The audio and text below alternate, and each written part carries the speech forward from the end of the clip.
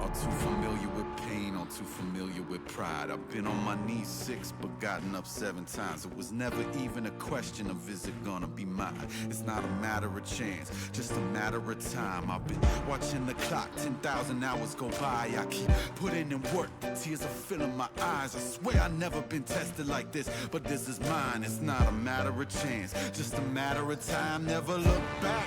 If something standing in my way, I always push back. If something seemed impossible, I never took that. Nah, cause now I know better. Can't stop, won't stop, I won't quit ever. The waters won't take me, the highest fall won't break me.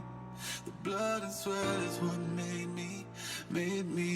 I'ma get mine, just a matter of time. The deepest waters won't take me, the highest fall won't break me. The blood and sweat is what made me. I'ma get mine, just a matter of time.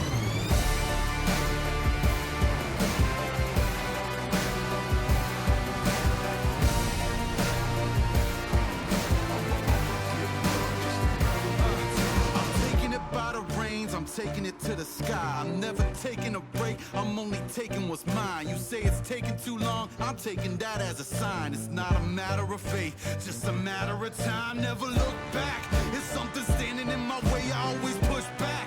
When something seemed impossible, I never took that. Nah, cause now I know better. Can't stop, won't stop, I won't quit ever. The deepest waters won't take me, the highest fall won't break me. Blood and sweat is what made me. I'ma get mine, just a matter of time. The deepest waters won't take me, the highest fall it won't break me. The blood and sweat is what made me. I'ma get mine, just a matter of time.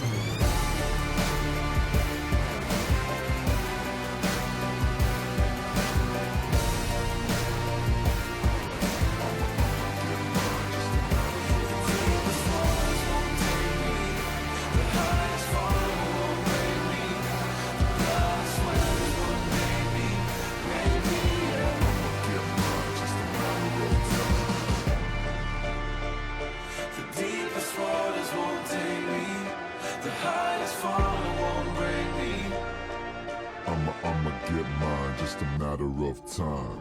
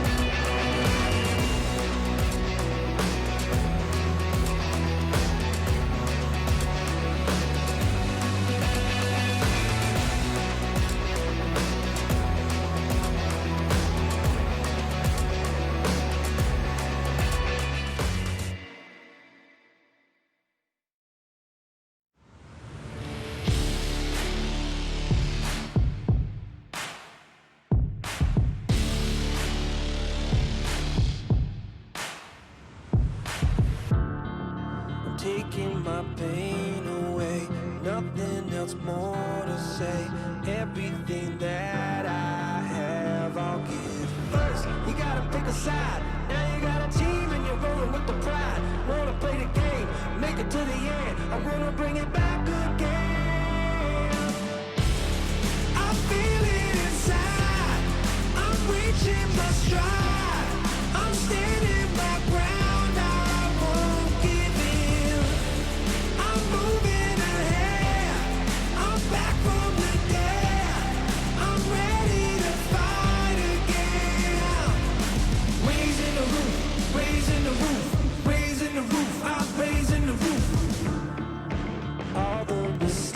promise I made. Now I can change my fate.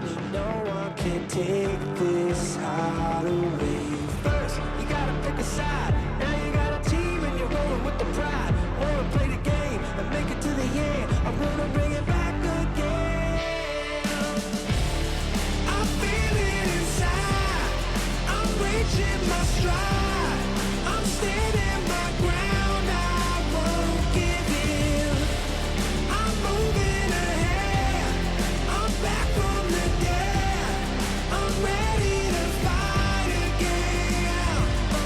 Raising the roof, raising the roof, raising the roof. I'm raising the roof, raising the roof, raising the roof, raising the roof. I'm raising the roof.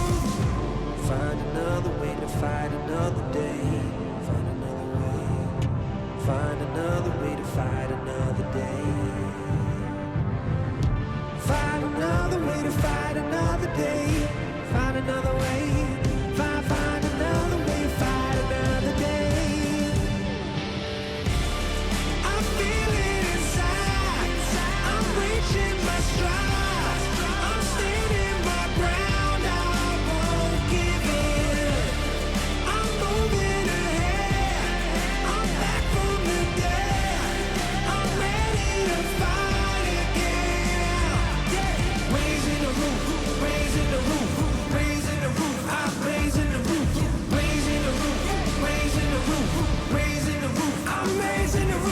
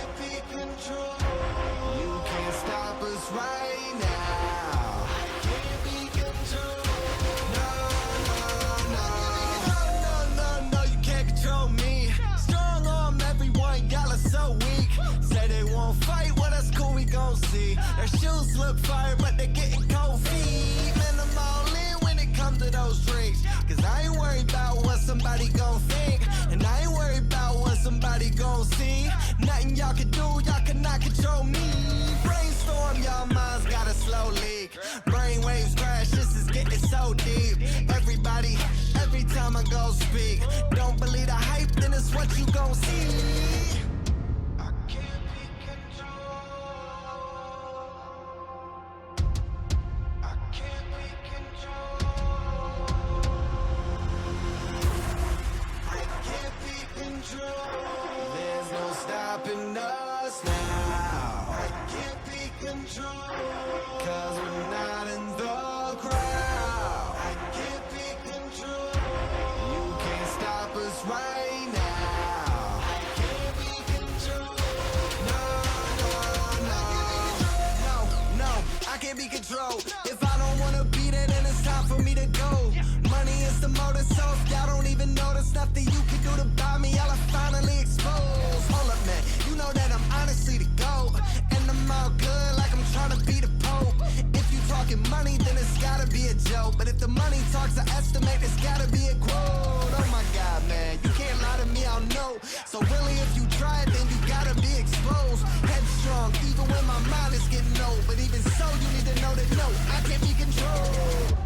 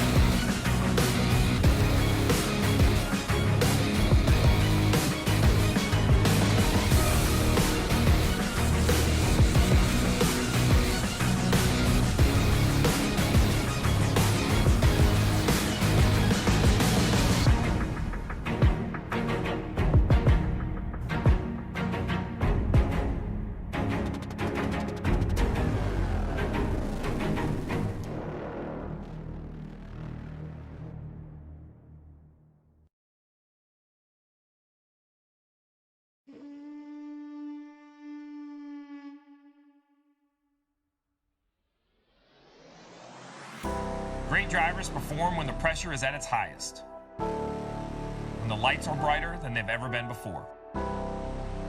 And that's right here, right now. Capture that second one in 2020 would be huge for my place in the series. You know, a legacy of being a multi-time champion in the series. Only one person can say that, and that's Ray. So I would definitely like to add that to my name as well. I want to try turn 3 and 4 over one more time this year.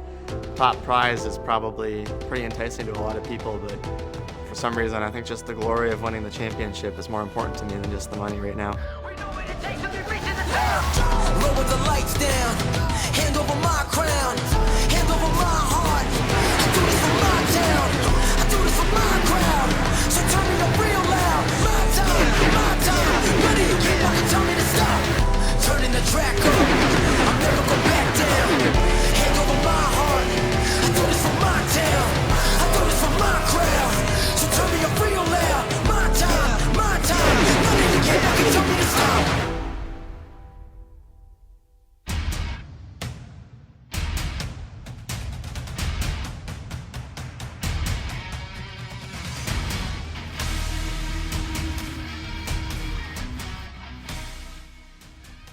to $300,000 is primed for a high-stakes trip to the entertainment capital of the world, where tonight from the virtual Las Vegas Motor Speedway, we say good evening, sim racing fans, and welcome to round 15 of the 2020 eNASCAR Coca-Cola iRacing Series. As always, we're happy to have you with us on the iRacing Sports Network. We're alongside myself, Evan Pasoko, tonight, joined by Steve Letarte and Parker Kligerman on the call here, streaming live at eNASCAR.com. Guys, thanks for being with us tonight. Oh, thanks for having us. It's going to be an exciting race. I can't wait to cover it. Same here. Thank you very much for having us. This is awesome. Can't wait to see who's able to kind of lock themselves in, possibly into the playoffs of this race at Las Vegas. The series has always put on great races. I think Steve and I will try to, do our best not to take away from the excitement of the series too much. Leave the really hard stuff to you, Evan. I'll tell you what, neither of you guys are rookies for this eNASCAR series. We called the final one last year at the Homestead of Miami Speedway. Tonight, though, it is the second to last race of the regular season, and these are the points coming into this evening. Only two drivers you see highlighted in red locked into the postseason. That's Bobby Zalenski and Keegan Leahy. So everybody else still up for grabs who really aren't sure, Steve, who else is going to be in there after 2 weeks. Yeah, I agree. As you mentioned, you look at the playoff bracket, the round of 8. That's the goal. Everybody wants to advance and make that first round. The Roval, Kansas, and Texas. You mentioned Bobby Zalenski, Keegan Leahy in there. When I look at the other playoff guys, Lowe, Conti, Luza, I think they have a chance with a good run tonight to lock themselves in. If they can do that, Parker, then they will start to fill out that round of 8 with only the final race, Talladega, next week.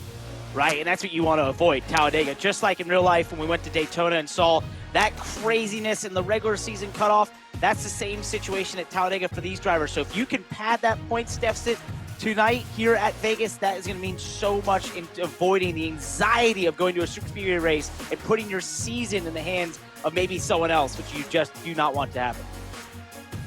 This is what these drivers ultimately are looking for. It is a similar playoff style to what you see in the NASCAR Cup Series. Ours is slightly modified. There is no win and you're in over the course of the regular season. You have to beat the top 8 in points after 16 weeks of competition.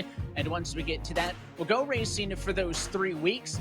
Then we'll whittle it down to 4. But something that we were discussing, guys, pre-race is that, well, there is no win and you're in regular season here in eNASCAR. There is in the postseason, Steve, and that can be a big difference factor maybe in how you approach those races.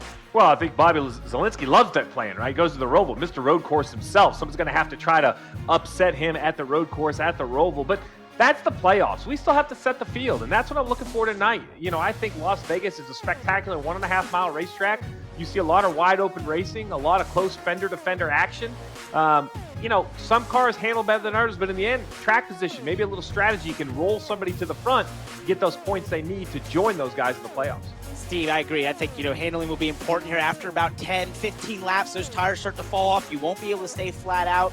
And then when we look at that round of 8 and the win and you go on to the championship 4, I think that's important because it's so hard just to make the top 8 in this series with the competition level that if you do make it there and you're able to win in one of those 3 races, then by all means, you deserve to go fight for a championship. So I know tonight a lot of drivers, just like my own driver, Logan Clampett, are a little bit anxiety and thinking, all right, how can I get just that enough points that I can feel comfortable going to Talladega? And that's a tough thing to do.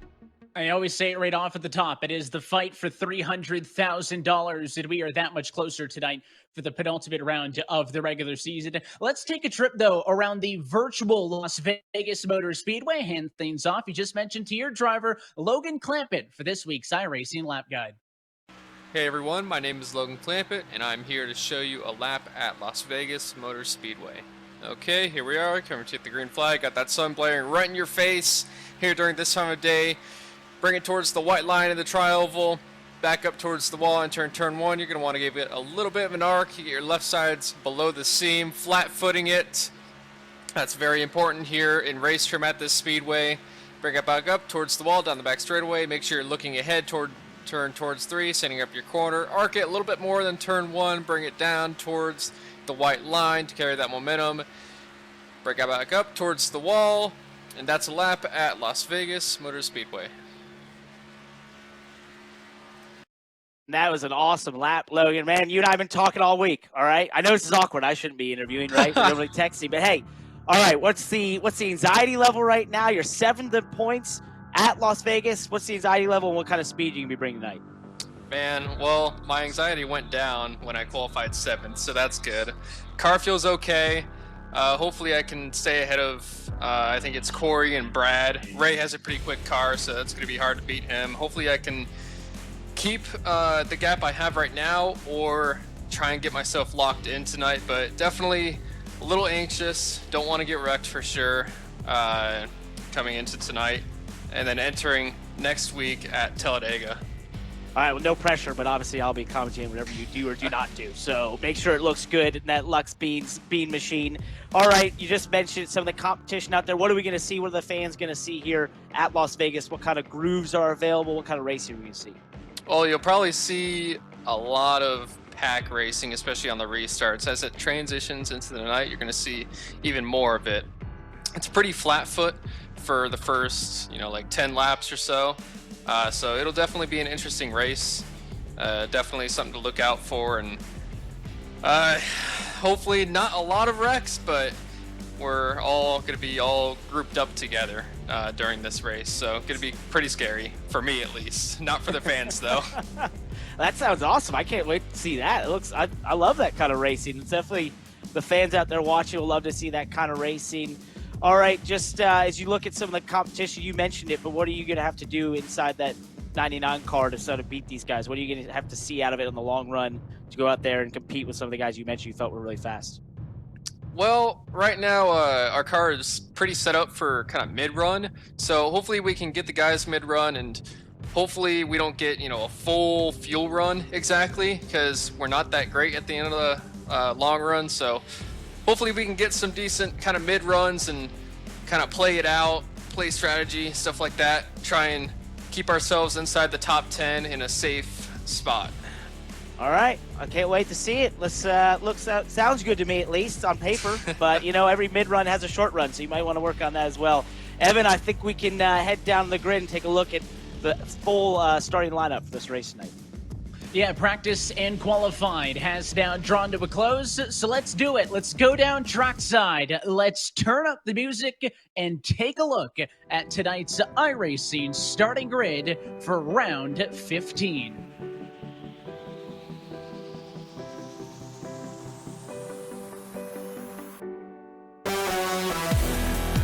For the 16th time in his career, Michael Conti is on pole position, 3rd time this year and back-to-back from last week with a 29.209, bringing us to the green flag alongside the number 21 machine of Garrett Lowe. Jake Nichols, Ryan Luzo, row 2 with Colin DeKeister and Graham Bolin, Steve, the top 6. Yeah, we just heard from Logan Clampett. He'll start inside row 4. Justin Bolton down there inside row 5. Matt Busa from William Esports will be in row 6, and Casey Curran having a great year.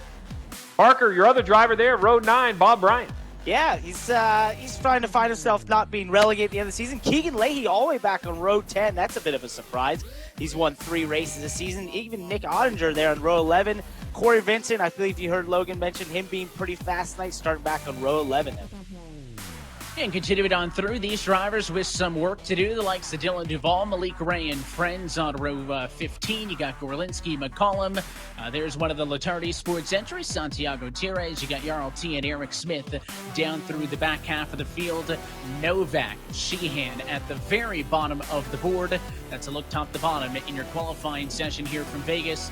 Minus those top 2, the bottom 2, everybody else in the field separated by just 0.2 of a second in the qualifying session. Steve, we get set to go race seed for 134 laps tonight. Walk us through our ASUS race analysis. Well, you mentioned it's at Las Vegas Motor Speedway, 134 laps, just over 200 miles. Fuel window 60 to 65 laps. They have 4 sets of tires with one on the car that gives them 3 sets of tires in the pits. Pit road speed 50 miles per hour. So we know we're going to have to see at least 2 pit stops to get the math to work.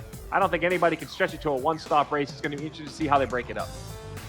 Of course, all these races in this eNASCAR Coca-Cola iRacing series, 50% of our NASCAR Cup Series counterparts, that's why we're racing for quote-unquote only 200 miles, is the fact that it is a little bit of a shorter race, mimicking a 400-miler. There's a look at our driver video wall, plus me not driving, that's a good thing.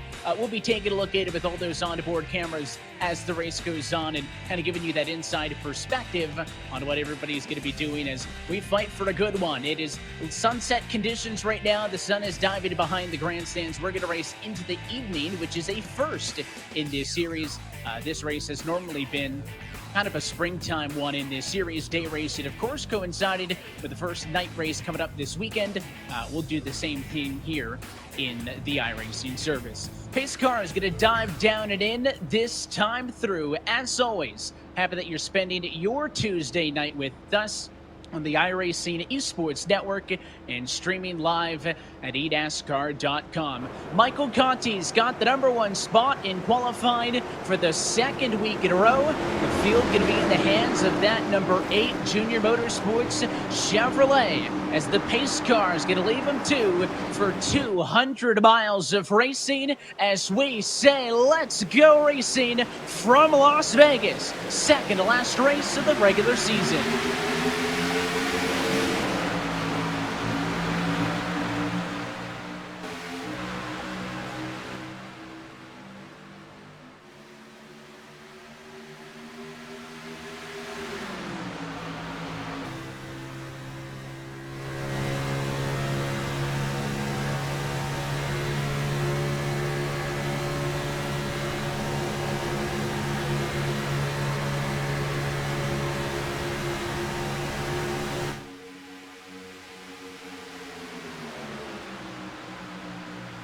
It was a challenge for the race lead to the outside. Here comes Jake Nichols. Conti leads lap 1, but it was not a good go for Garrett Lowe, who started on the outside of the front row, guys. He's already back to 4th, maybe 5th, behind the 53 Michelin down low as Conti trying to block both the inside and the out.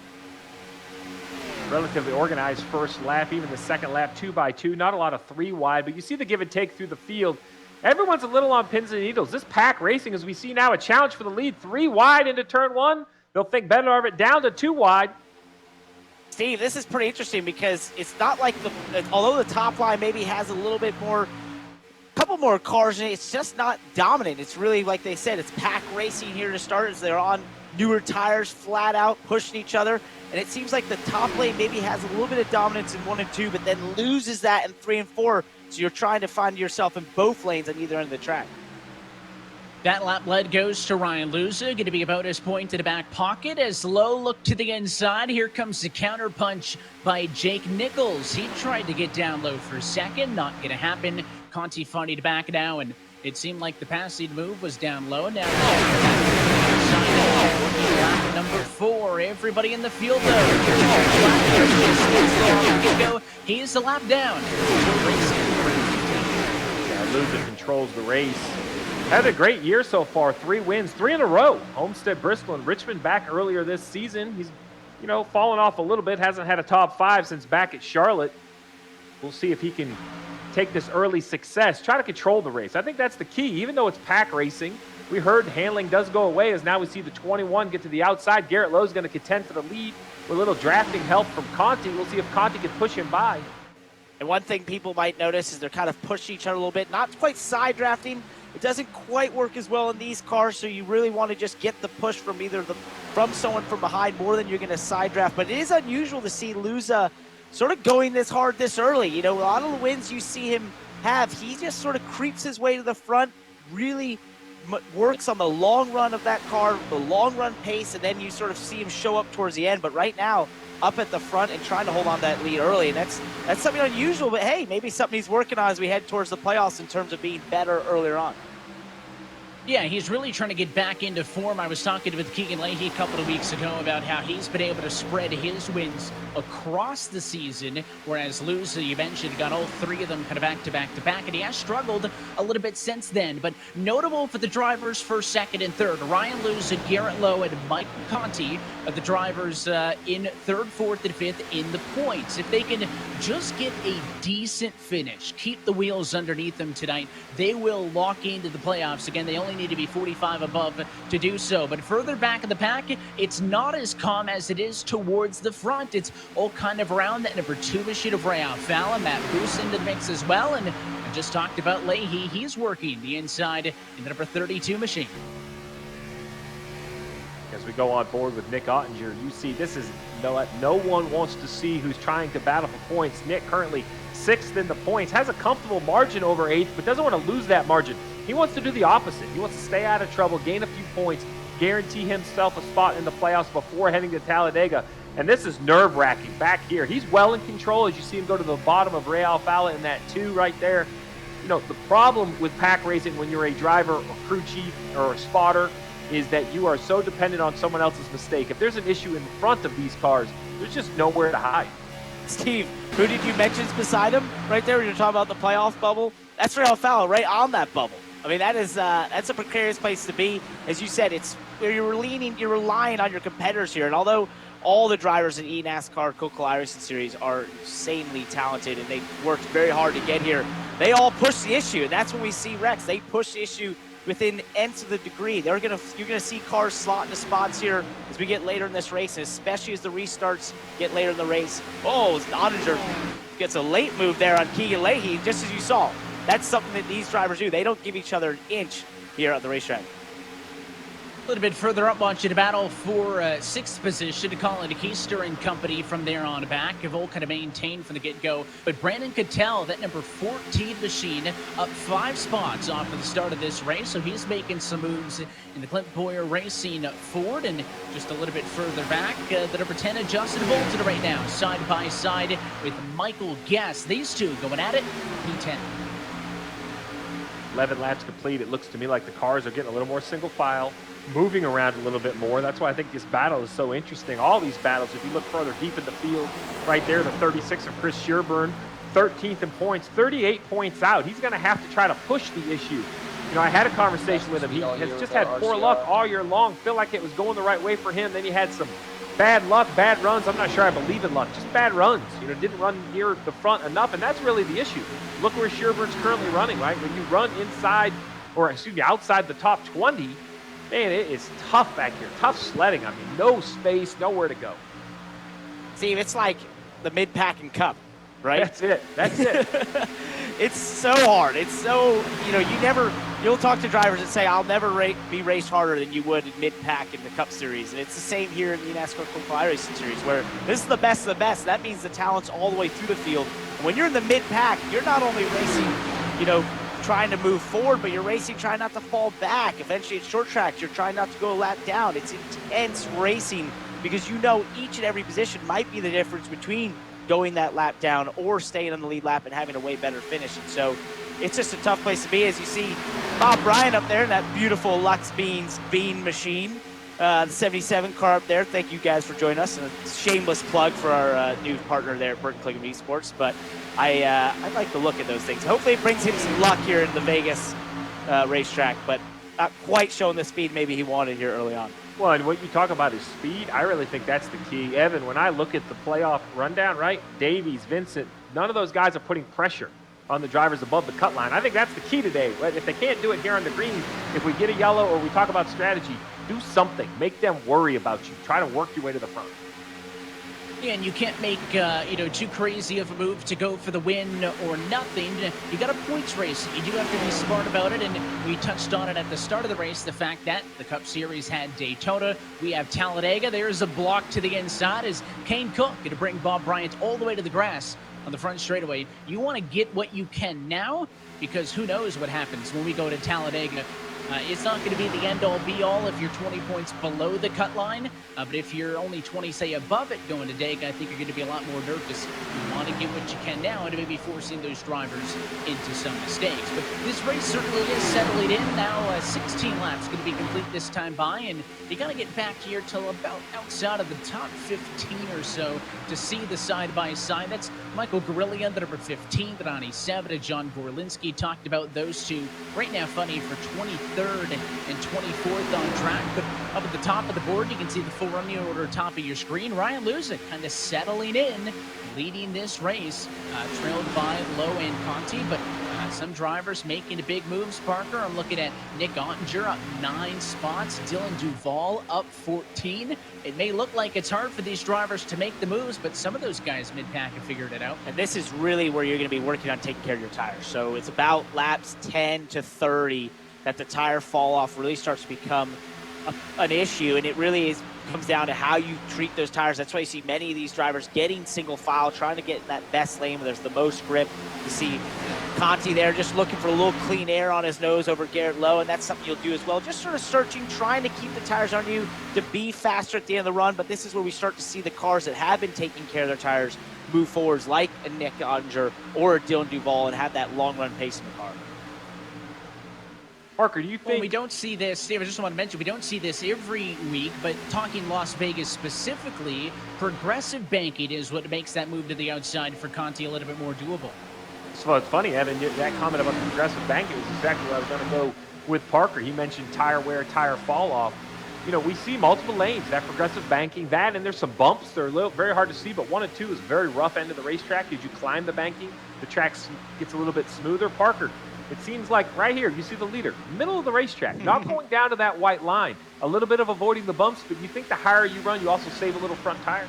I think so, and I think the other thing there, the Vegas does a nice thing for you where they put those 2 white dots for the school cars they have. Their iRacing perfectly replicated those, of course, and we use those in real life as references to get around the middle of the racetrack and avoid those bumps on the bottom you're talking about, and I think that's the thing. We do the same thing here in real life where you'll run a groove higher to the middle, even to the top, because it just sort of opens up the corner, changes the radius a little bit, makes you lean on those tires a little bit less hard, and therefore just gives you that chance to take care of them, keep some heat out of them, and that's exactly what these drivers are doing here. They're keeping the heat out of them, taking care of them, trying to make them last. Unlike this group back here, I think they're on a different agenda, which is they're just trying to find any space whatsoever away from the car next to them. As we work deeper into this run, I want to welcome in a special guest for tonight's interview, the man at the top of Team Dillon Esports, team owner Austin Dillon, joining us on tonight's coverage. Austin, thanks for tuning in and joining us. We'll talk iRacing in just a second, but we're talking playoffs, and I wanted to mention as well, congratulations to you for making it on to the next round of the NASCAR Cup Series playoffs. It seems like you guys are kind of hitting your stride at the right time. We've had some speed all year with our RCR, ECR Chevy, and we've just been working hard, and the last round really played to our strengths. Some of the short tracks we went to I really enjoy, and we executed when we needed to. So we're into the next round, and obviously Vegas got it circled. It's another great track for us. And of course, you talk about that and your involvement here in iRacing and having a team in this eNASCAR Coca-Cola iRacing series. Kind of give us the origin story about why you decided to get involved in this and create Team Dillon Esports. Well, we put a lot of time in the simulated RCR that we have, and I know how important the future of our sport is when it comes to sim, and iRacing has done such a good job of kind of leading the way for connecting the dots with our sports. It's been a lot of fun. And of course, worked a lot with Blake Reynolds through the time I got to run, and he kind of spotted for me, helped me out. We've been having a solid year. Blake, he made it last year all the way to the finals there. Had a good run. So just looking for some good runs to finish out the year with Team Dillon Esports, and hopefully tonight at Vegas we can show that. And of course, you talk about those drivers. You've got Blake Reynolds, you've got Michael Guest on your team. Not only do you have seat time in the NASCAR Cup Series, but you've got seat time here at iRacing as well. Participated earlier this year in the eNASCAR Pro Invitational Series. So having both of those bits of experience, do you have any kind of words of advice for your guys as they head into the last 6 weeks here? Well, Michael and Blake both got me covered when it comes to iRacing, but in any form of racing, you got to have something that you're comfortable driving with so you can be aggressive when it counts and make it happen when you have that opportunity. So hopefully their preparation meets opportunity and they can go get it. Well, Austin, thanks for joining us, and we wish both those cars the best of luck on track. That's the guy at the top of Team Dillon Esports, Austin Dillon, joining us on the broadcast here. Both his drivers working hard to fight for a relegation spot, to stay top 20, and to stay in this championship for 2021, Steve. And this is the thing that, I kind of always harp on, because it's one of my favorite things about the Coke Series, is you can't sign a 2-3 year contract to guarantee your spot here. We talk about those guys mid-pack fighting so hard. That's because they're fighting for the top 20 in points. You don't stay top 20, you are not locked in here for 2021. So you have to constantly perform, as we see Michael Conti take a look for the race lead on Ryan Luza. Yeah, you have to perform. You see on the left-hand side, running order, those two names in red, Leahy and Zielinski. That means they're on to the playoffs. As you mentioned, outside the top 20, though, you won't be invited back. You have to earn your spot back in. So you have to continue to perform. In just a second, real quick, about Austin Dillon and his real-world performance. I have the pleasure on Saturdays and Sundays of covering his performance on the racetrack, and they have really struck it where they needed to. They have found speed, him and Justin Alexander. He's one of those drivers that, selfishly, I think a lot of us thought were going to be eliminated early in the playoff standings, and anything but. Has had great speed, both at the short tracks, at Richmond and at Bristol. And Parker is going to be interested to see how he continues into the next round. He has a lot of confidence. You can hear it right there. He's excited to go to the racetrack. He is, and I mean, you put it there. Justin Alexander and him have just really firing all cylinders. They had so much confidence coming to the playoffs, and I think a lot of people didn't even really think it was warranted confidence, but obviously they've shown up, and I think it'll be interesting to see how far they can really carry that through, and if they can, execute at a high level and find themselves maybe even potentially racing for a championship later this year if you bring performances like they had at Richmond. But one thing I'm seeing here, guys, this is a heck of a battle at the front between Luza, Conti, Lowe, Logan Clampett's coming up here, and Justin, I think you have more info from down the pits. Yes, indeed. In fact, Ryan Luza, believe it or not, said in test races prior to tonight, he didn't feel comfortable with the race car and his speed, but as this race has gone on, he's been feeling more and more comfortable with the race car. Conti's also comfortable where he is, just small adjustments for when they get towards the pit stop window. While Garrett Lowe feels like it's better to have a more trimmed out car towards the front, and he's contented where he is. If those three can line up, Garrett Lowe says that is in a good position, he feels, for those respective cars. Back over to you guys. That's a great report from Justin. We talk about this, Evan, in real life and in sim racing. Downforce versus drag. Where do you want to be? Garrett Lowe reported to Justin there. What did Justin just say? He likes a car trimmed out. So surprisingly, 31 laps in, Parker, it seems like even with low downforce, he's be able to keep those leaders in touch right here. You see he's got a good straight line speed. And I think the key there, though, is looking up the sky, right? We talked about it. Evan, you mentioned it. This is an almost day or dusk race into the nighttime. The track temperature is dropping. The grip level goes up. That should help you a little bit. Do you see? Well, look who's right there. It's right on his tail. That's Logan Clampett, the Lutz Bean machine. Love to see that. So another shameless plug. I'm going to just keep doing that all night, guys. I can't stop myself. But I think another interesting thing is just, having a trimmed out car and seeing these lap times fall off a second and a half, a little bit more than a second and a half. That's a lot of fall off to have a trimmed out car, and that you would want to be in the lead. So running in third place, I don't think that's a great place to be. Parker, you get a D- on pep talks. Scared your drive. You interviewed your driver. Evan, did you see him? He had the poor guy. He looked pretty confident. When Parker got done, the kid looked scared to death. He didn't know what to do. Way to go, Parker. Maybe it scared him into a good thing, because of all these drivers, Garrett Lowe started second. He's fallen back to third. Clampett's on the move. Started P7. He's kind of the fourth and final car in that lead train. You can see further back in the pack, there's a lot more action going on with that 55 of Kane Cook is. It has not been a good run for Cook. He started 11th. He's down to 23rd. Quite a contrast to Zach Novak, who started 37th, but is up to 22nd. So drivers are really figuring out with this long green flag run to kick this race off if they got it right or not. 23 right there. Drives for Denny Hamlin and Michael Jordan. We thought that was an esport team announced today, or actually last night. They're going to take that same organization into real-world NASCAR racing. A huge announcement when every time Michael Jordan with MJ, the most recognizable athlete in the entire world, joins in. It's unbelievable as we're on board right now with Kerwin. Steve, I think, you know what? They might be, I don't know if they'll put it this way, but they might be the first esport team to the real life team. Yeah, that's right. That's transition. right. Yeah, the So, transition. I mean, you know, I knew they were friends before, but I mean, look, I think that we found the real connection here, the unlock.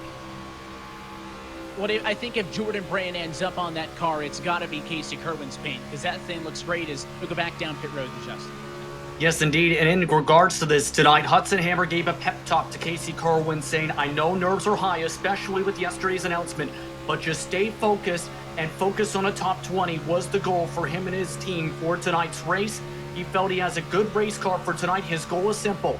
Just finish in the top 15, get a decent amount of points tonight.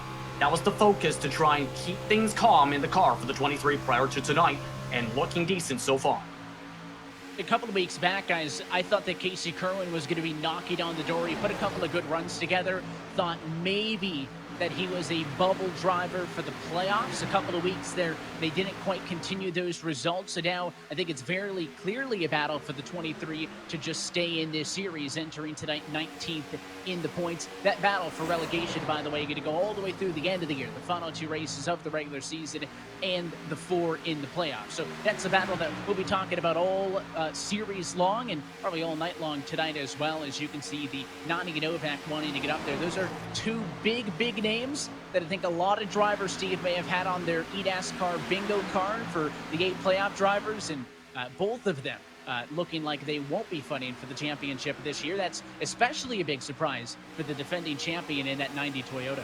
Yeah, I was fortunate enough to call that race. I saw Zach Novak take that car to a championship last year at Miami. I had him circled as somebody for sure moving over to Richmond Esports. I thought for sure he was going to contend to defend. And right now, I don't see him even making the top 8 and having a chance to defend. Well, it is all Michael Conti up in the front for the moment, hounded by Ryan Luza and now P3 runner Logan Clampett as we race into the night from the virtual Las Vegas Motor Speedway. You're watching the eNASCAR Coca-Cola iRacing Series, the iRacing Esports Network.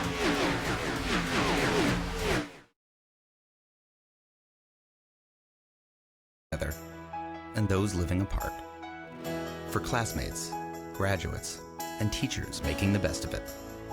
For the restaurants delivering to our doorsteps. For the frontline workers putting it on the line every single day. For this great nation determined to be stronger on the other side. Thanks to all of you, we'll be together again.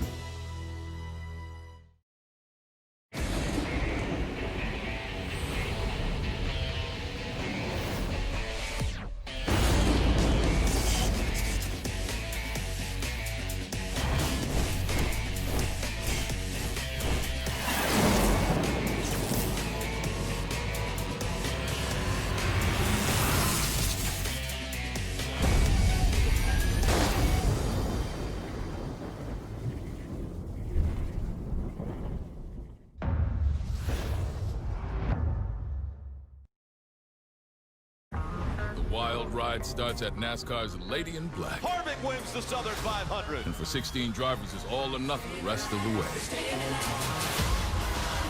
Fighting off elimination at the greatest tracks in the show. Threading the needle to the big one. Fighting for the right to duel in the desert. Everything possible, nothing guaranteed. Yes, please. NASCAR Playoffs live from Las Vegas on NBCSN.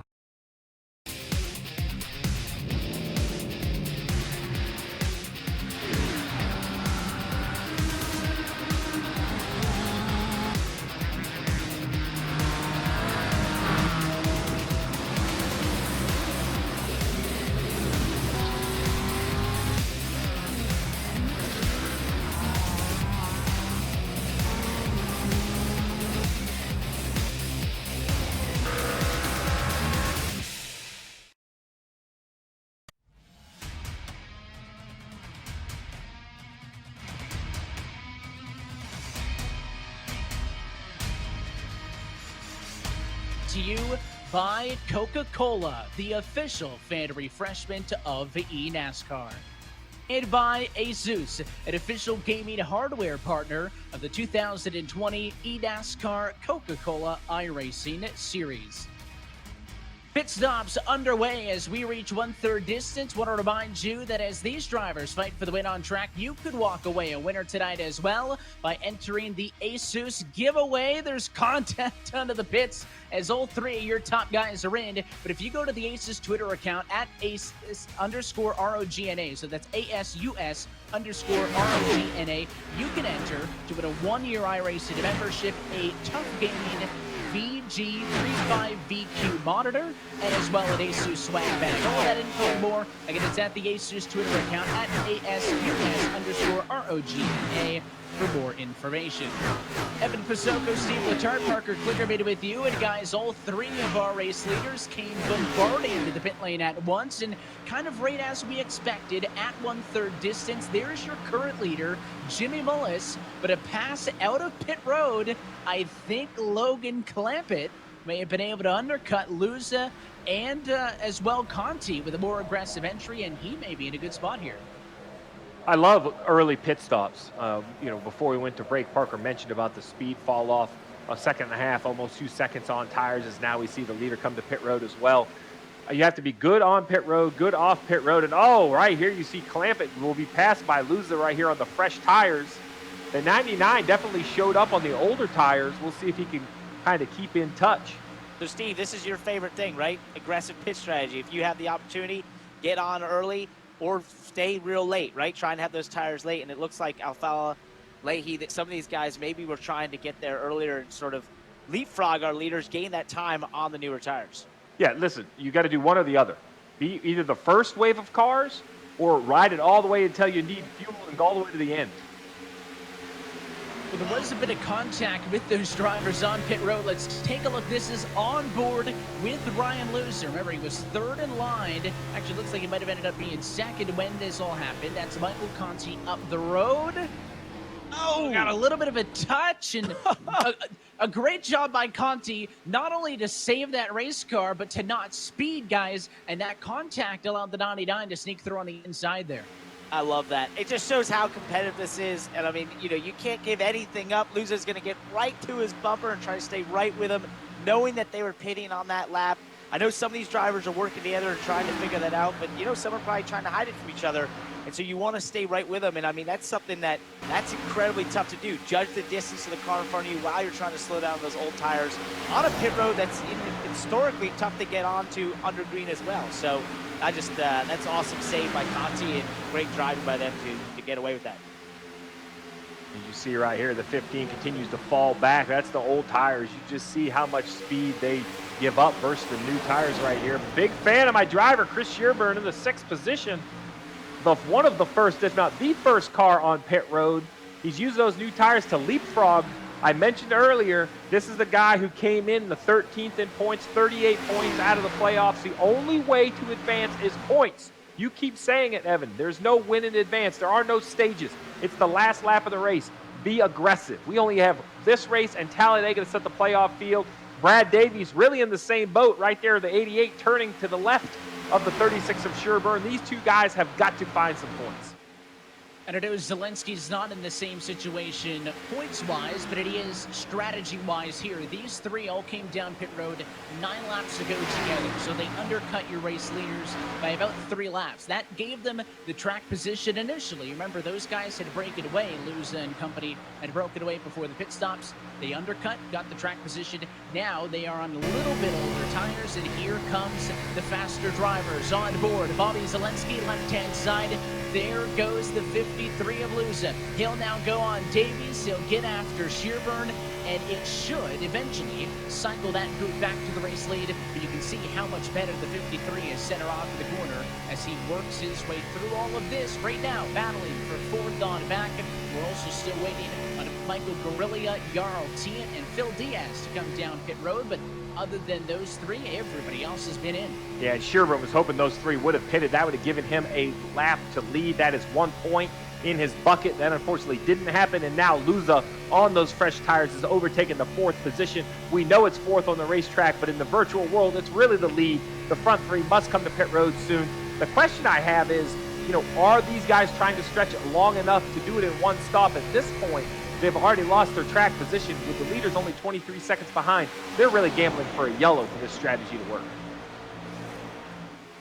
I'm just looking, they started Guerrilla 14th, which would be a little bit more surprising, I think, for somebody who started up towards the front to do this strategy. But if we remember, we touched on him. He had fallen way back to kind of the mid-pack area. And then Jarl Tien, who started 35th, Parker. I think maybe if you're a driver that's in that portion of the field, you're maybe a little bit more inclined to take a gamble because, you know, if the gamble doesn't work, you get 36th instead of 35th, as opposed to kind of rolling the dice with the top 10 car already. Right, it's not a huge net loss, and that's the big thing, is the net gain and the opportunity versus the net loss. We've seen Jarl Tien do similar things before. I think it was earlier in the season, he stayed out really on really old tires. I believe it was maybe Richmond did get to the lead of the race from way at the back. So he's done this sort of thing, and it worked out for him. You know, it's just at some point, as you said, you've got to sort of weigh, how much am I going to lose? All right, I'm not going to lose much. Why not take the risk, take the opportunity, and see if you can have it go your way? But it just, I don't think they're going to quite get to that one stopper there, Steve.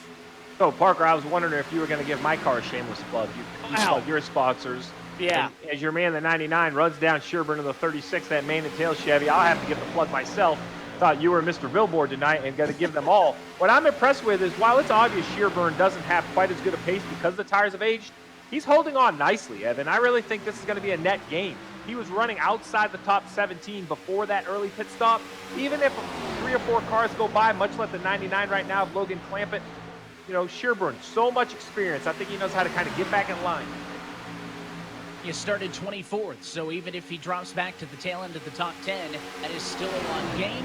Maybe he looks to implement that the second time around if we do see another set of green flag pit stops. JP, back down to you, where they were all just in for service and are probably good until we get about 2/3 of the way in.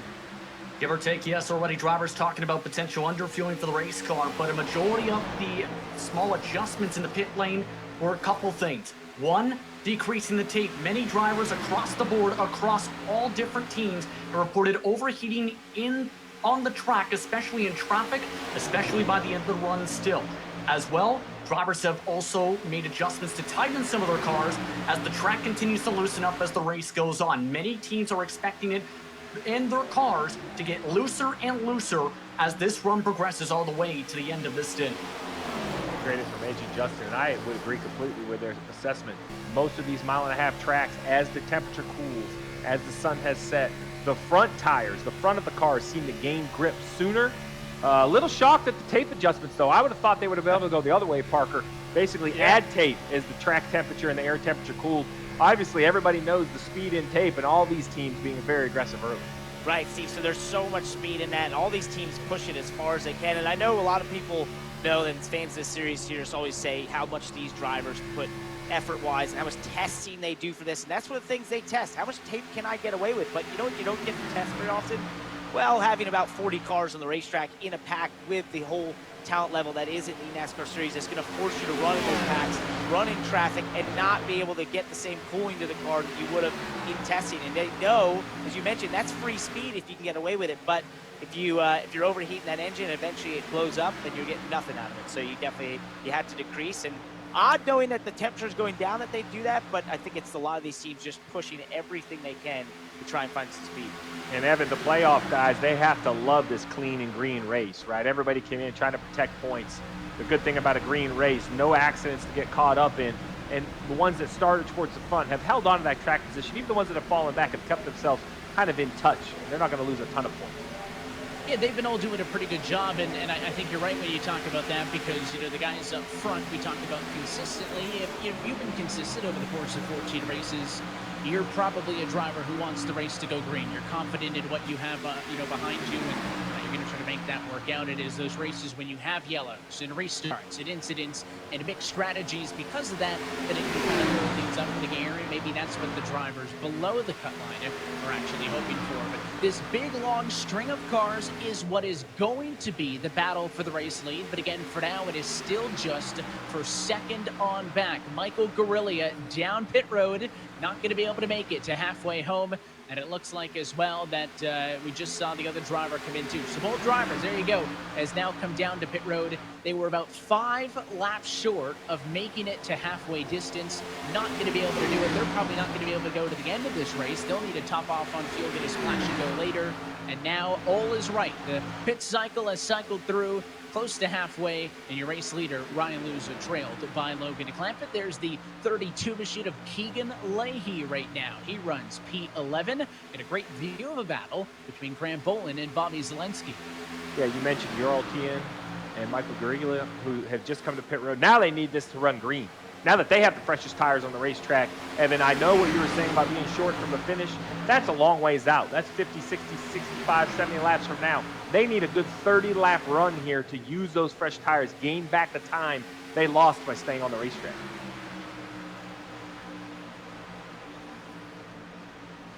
Just kind of looking at this lead pack, see if drivers are struggling and kind of who's falling back. Of course, the older tires for Shearburn now have him 5th in this group, but again, that's still way up from where he was at the get-go. Even Nick Ottinger did a very good job, and it goes to show you just how much of a difference one lap can make. Parker, you were talking about 1.5 to 2 seconds of fall off, fresh tires to old tires. Ottinger really wasn't one of the cars up front. It was kind of the big three, Lewis, Clampett, Conti. He undercut them by just 1 lap. There he is, right in the thick of things. Yeah, and it's about 1.8 seconds, right, that he was going to be faster. I am impressed by Chris Shearburn hanging on there with how many laps he had on his tires. I think that was a huge net gain for him. I don't know. That seems like some Letarte esports strategy right there, if I've ever seen it. It has Letarte all over it, using that to his advantage and being able to hang up here in the top 5. Well, what's not to love about racing under the lights at Las Vegas Motor Speedway? Let's take in the sights and sounds and go iRacing full throttle.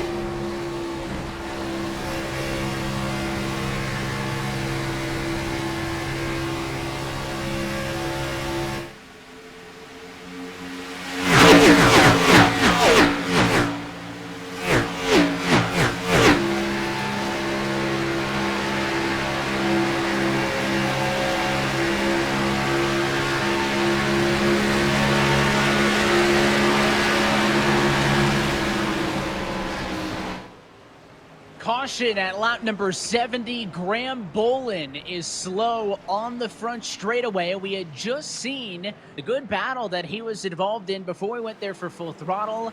And I believe that battle for 9th and 8th position turned a little bit sour. We are under yellow for the first time tonight. And fortunately enough, I suppose it wasn't right after the green flag pit stops to mess up the strategies too much. But let's take a second look, guys. That's Bolin funny with the 88 of Davies.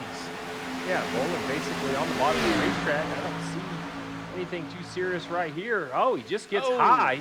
Contact with the 88, it looks like. It actually looks like he almost spins himself out, realized he was going to take out the 88. He got so high, there was going to be significant contact. Just starting to get away from that. Always happens off turn 4 as we start to see the leaders come down for pit stops. You just get tight a lot of times. The track really tightens up off the exit and you sort of fall into each other, and that's exactly what happened to Bolin. Came in this race 24 points out the cutoff. That's going to hurt big time as he goes into Talladega if he can't salvage some good points here today. So we know these drivers, guys, were just down pit road about 25 laps ago. This is really interesting because they're all going to come in to top off. They're going to get tires. We're not really concerned on our limit yet. They're going to have a set left after this.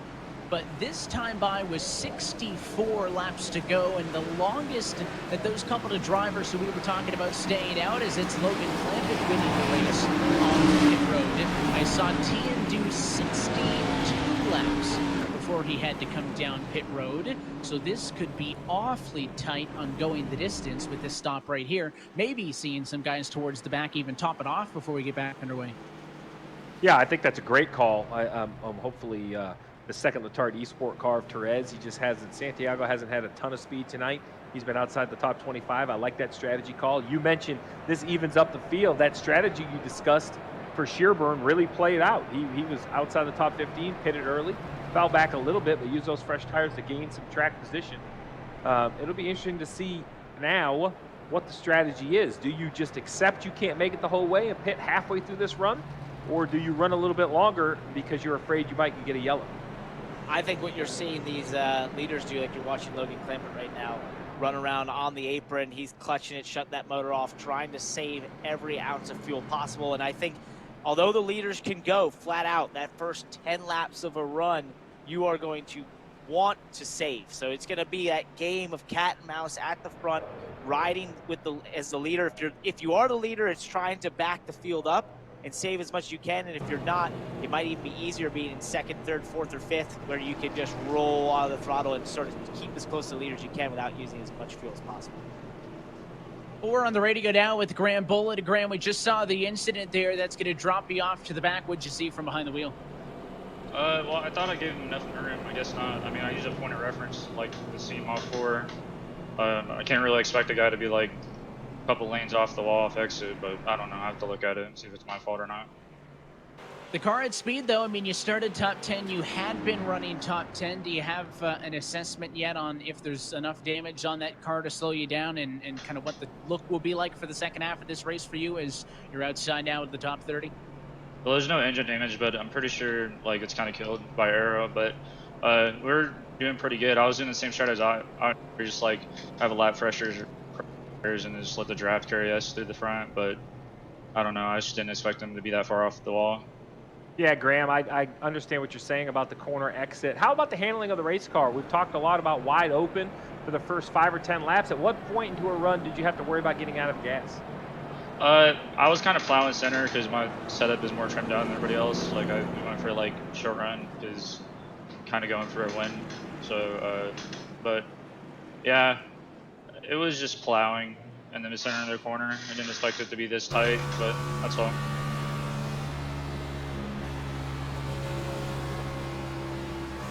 Well, Graham, I'll let you get back to it as we take another look with the onboard to that incident. I know there's a lot of critical points up for grabs in this one. Good luck. That's a quick chat with Graham Bullitt on board with the 18 machine as we get set to restart this race. Logan DeClampett going to be on the inside of the front row for what will show to be a 61 lap run to the end of this race. Granted, guys, it's not really guaranteed because everybody knows what happens when you group these guys back up. Yeah, that's the big concern for all these playoff guys now. Graham Bolden, what a nice job of the interview. I'm going to let you know that if you interviewed me that soon, even as a crew chief after an accident, there's no way I could have been that soft-spoken. It just shows how mature these drivers are. They give great interviews. But this restart right here is going to be important for that 99, Parker. It is. It's going to be key. Although I'm going to be curious, does he want to lead? Does he want to ride maybe 2 or 3 cars back, get the aid of the draft and save fuel? Because as you mentioned, this is right on the fuel window. Yeah, if the I'm bean Chris machine, Shearburn, right? That's what we're calling it? Yeah, the bean machine. Yes. That's correct. Bean machine out in front as we take a restart. 73 laps down.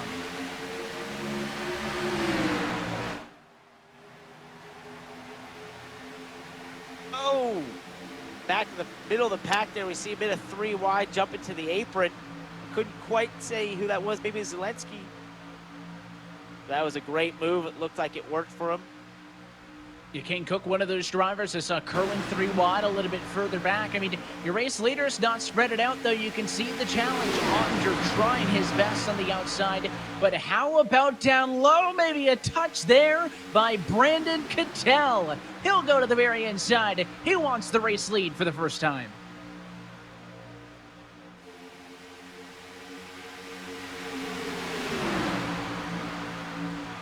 Three wide, multiple rows.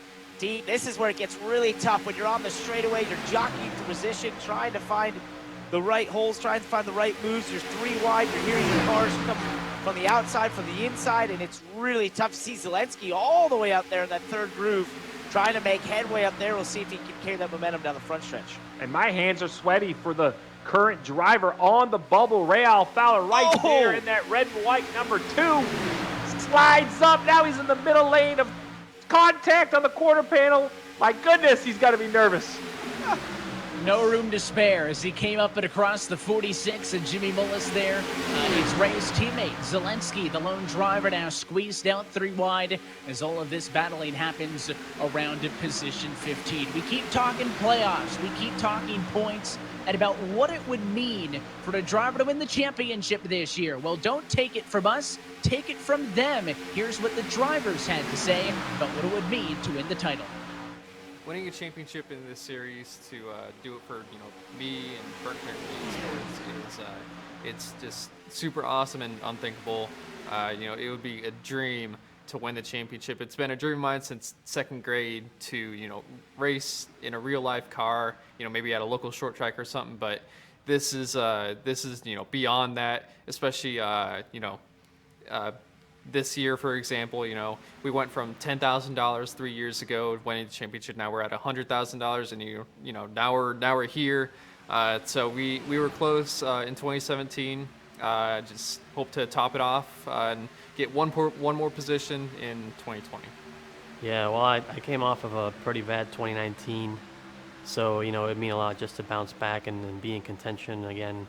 A lot of people kind of lost their belief in me last year, so I'm back this year to prove them wrong and get VRS back up top. Well, it would mean the world to me, specifically just because Junior Motorsports is backing me and they support me, and the fact that I work there, I think it would be a lot of fun to bring home the trophy back to JRM, and also to make up for a close miss back in 2010. Right now, I want it more than anything, and it's not for the money. It's just a pride thing. I've been doing this for a long time now, and I feel like I'm more than capable of doing it, and I'm just going to keep working at it and trying to get there. Oh, I'd love to win, of course. I think any of these guys would, but I'd be probably one of the better things I've done, so it'd be awesome. I'd honestly be speechless. They'd interview me afterward, and I would have no words. It'd just be all emotion. Of course, I'm not the most emotional guy anyways, but to be able to win in the series, even just a race, would be cool, and honestly would make me so happy. So to be able to win the whole series would just be insane. Right. Yeah. This year I'm just going for that shot again. I wanna try turn 3 and 4 over one more time this year. That 100K top prize is probably pretty enticing to a lot of people, but for some reason I think just the glory of winning the championship is more important to me than just the money right now. I can't shake my head at 100K though. I'd go for that too. For me personally, validation. I've been winning a lot of races, but kind of don't compete in all of them every year. And it'd be validation just to be able to hoist the trophy up. And for William, that's what he's paying me to do. He's paying me to win the championship, win races, and just make sure we're putting that car in victory lane. I want to win a championship so bad. It's top of my list of what I want to get done. I already have one win in the bag. I'd like to have a few more this year and in my career as well. But I really want to get a championship, and to get one would mean the world to me. Well, we're under the caution flag after an incident involving Michael Guest. And Steve, I think you were the one that said you were nervous for Ray Alfala, who's on that bubble, and he was in the middle of the 3 wide. And it turns out that is where all of this kicked off. Guest was involved. I saw quite a wild ride for the 37, but let's see what happened. Right here, just a packed up look to 33 is that white and black car kind of in the middle right here.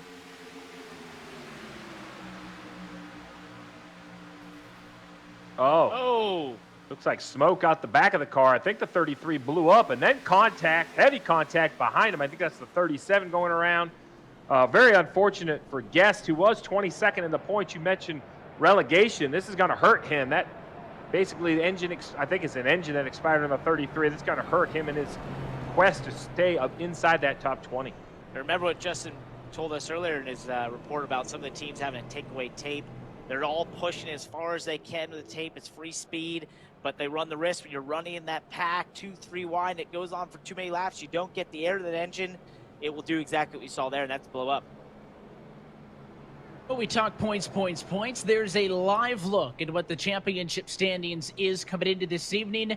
And look at the 2-car of Ray Alfalla. He came into tonight on the bubble about 19 ahead of the next closest driver, but that incident has dropped him to 29th, and even lower down, I'm showing Ray Alfalla 35th on track. So he goes just like that, plus 19 to minus 9.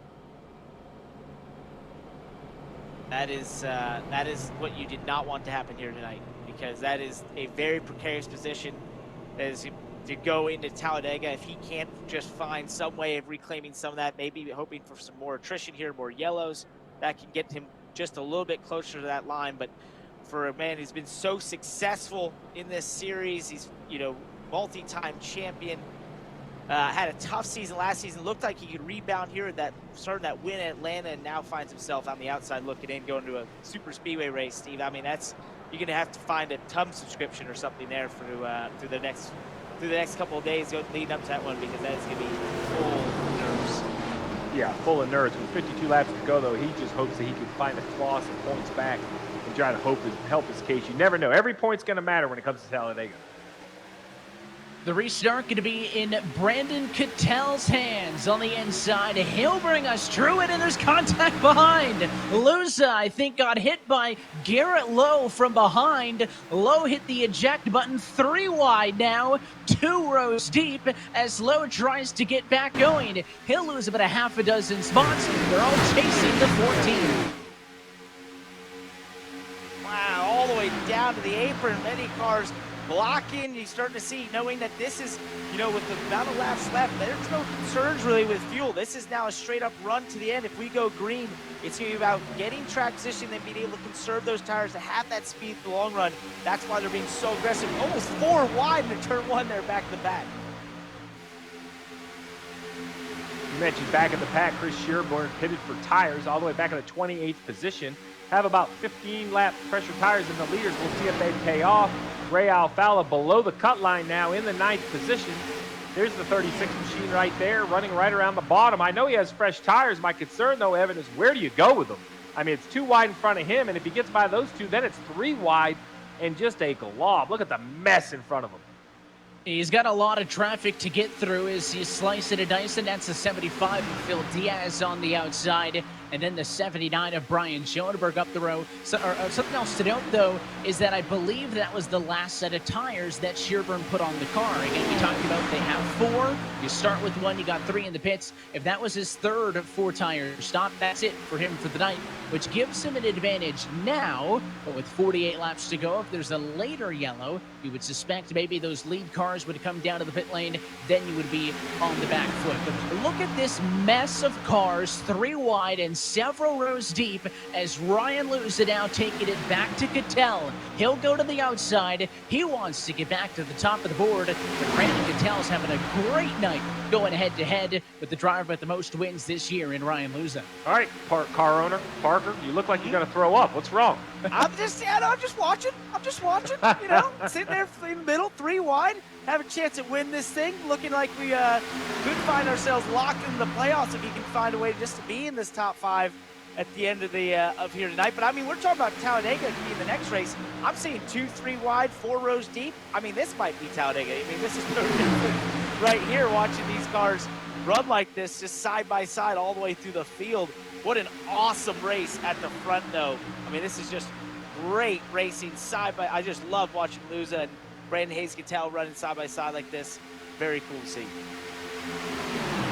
Not only in the middle of that 3 wide, I just want to mention Steve. Oh, almost a touch there as Davies came up and on the 99 of Clampett. As we're talking in the booth about these drivers looking like they're about to bin it, that's what the drivers are saying as well. You're on board with Jake Nichols. Hear what he had to say on that last run before the incident happened. Like trying to get off the bottom, but I can't. I think these guys are trying to save by stacking up the 2 lines and just running side by side above the leads. That's a recipe for a 25-car wreck. We didn't quite have 25, but they were right.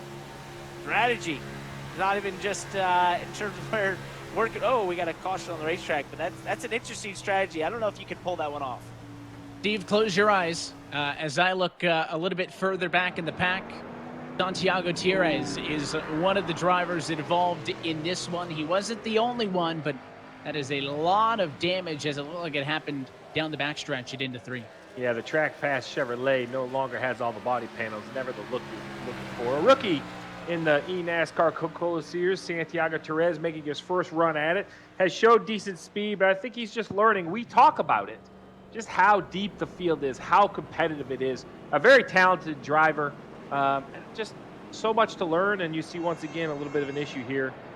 You know, he'll go back down a series and try to requalify and come try to do it again.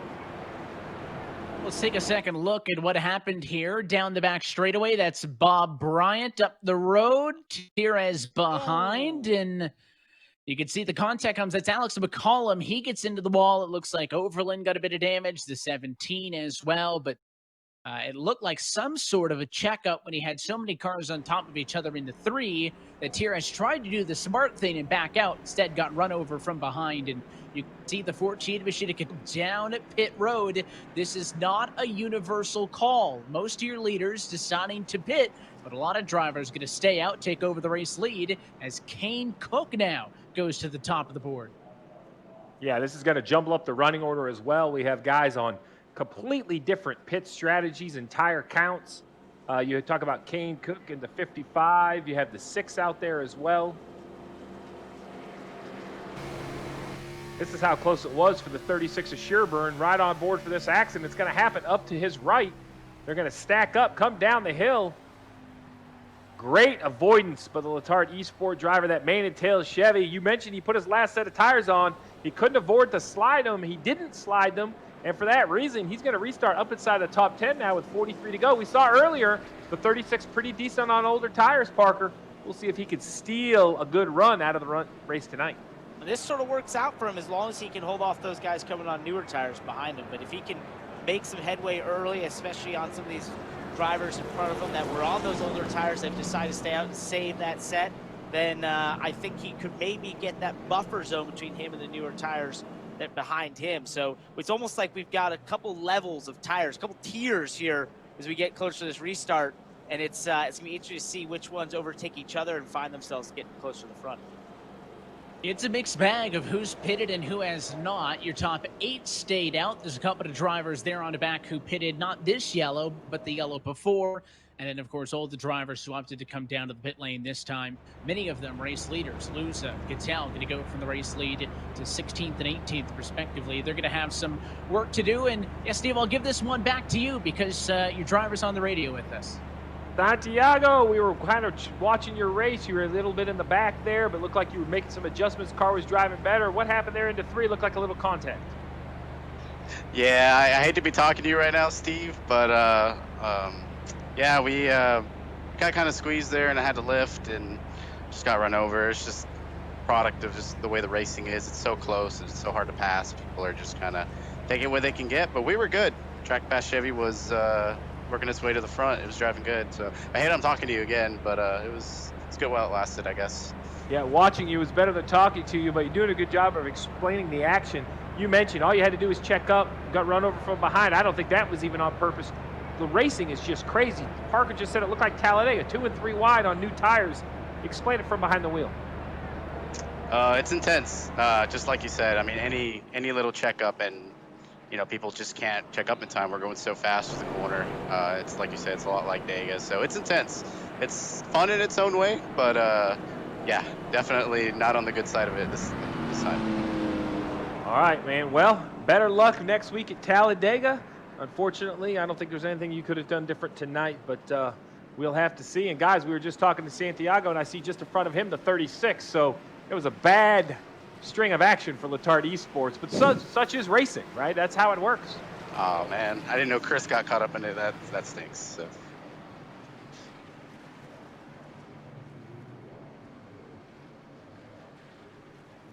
Well, we always appreciate these guys allowing us to kind of pick their brains immediately after the incident. Bolin, you know, still in this race, and looks like Santiago as well. Not going to lose the lead lap, so he's back 34th position.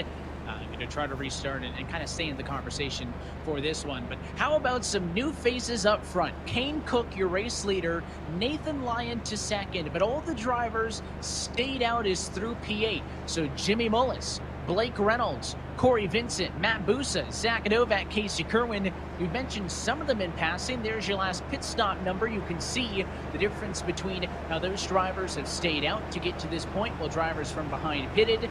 Let's see what these cars can do. Again, they would ideally like to see 40 laps from now to the end of the race today. We try to surprise some folks. So the 55 of Cook going to be in control for the inside of this one. Again, the top 8 old tires with the fresh rubber from this cycle, not until 16th on back as we're back underway.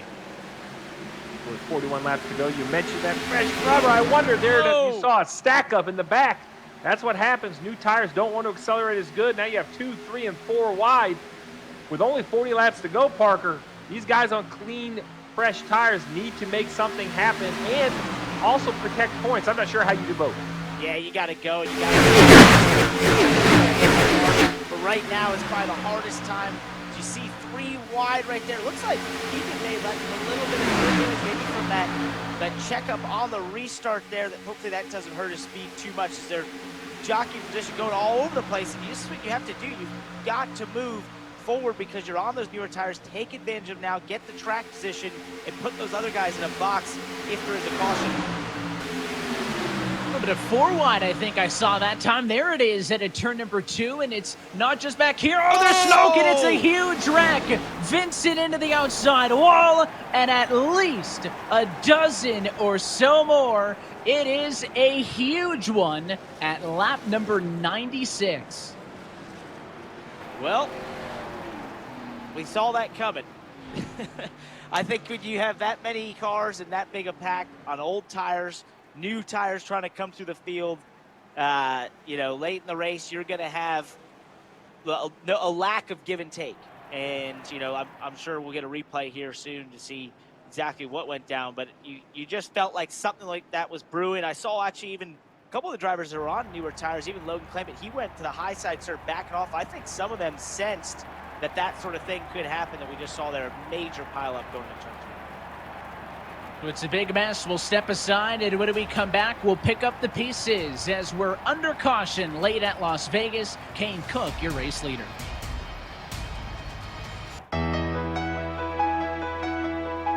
For those living together and those living apart.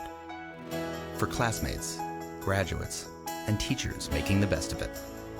For the restaurants delivering to our doorsteps. For the frontline workers putting it on the line every single day. For this great nation, determined to be stronger on the other side. Thanks to all of you, we'll be together again.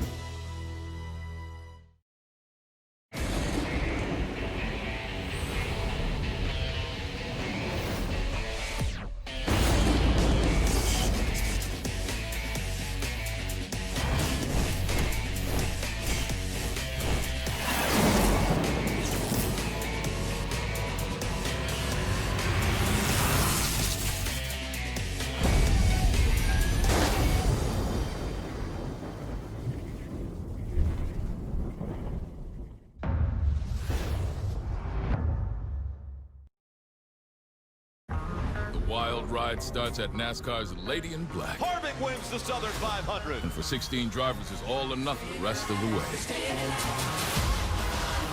Fighting off elimination at the greatest tracks in the show. Threading the needle through the big ones. Fighting for the right to duel in the desert. Everything possible, nothing guaranteed. Yes, please. NASCAR Playoffs live from Las Vegas on NBCSN.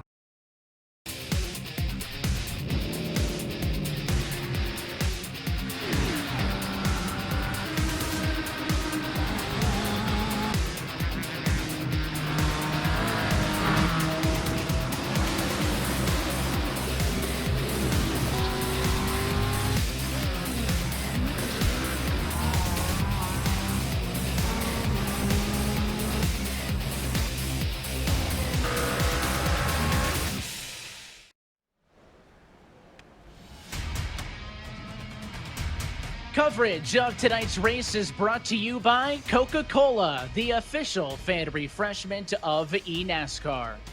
And by ASUS, an official gaming hardware partner of the eNASCAR Coca-Cola iRacing series.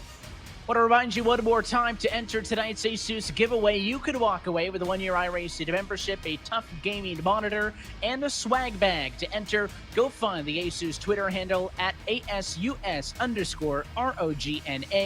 for more information.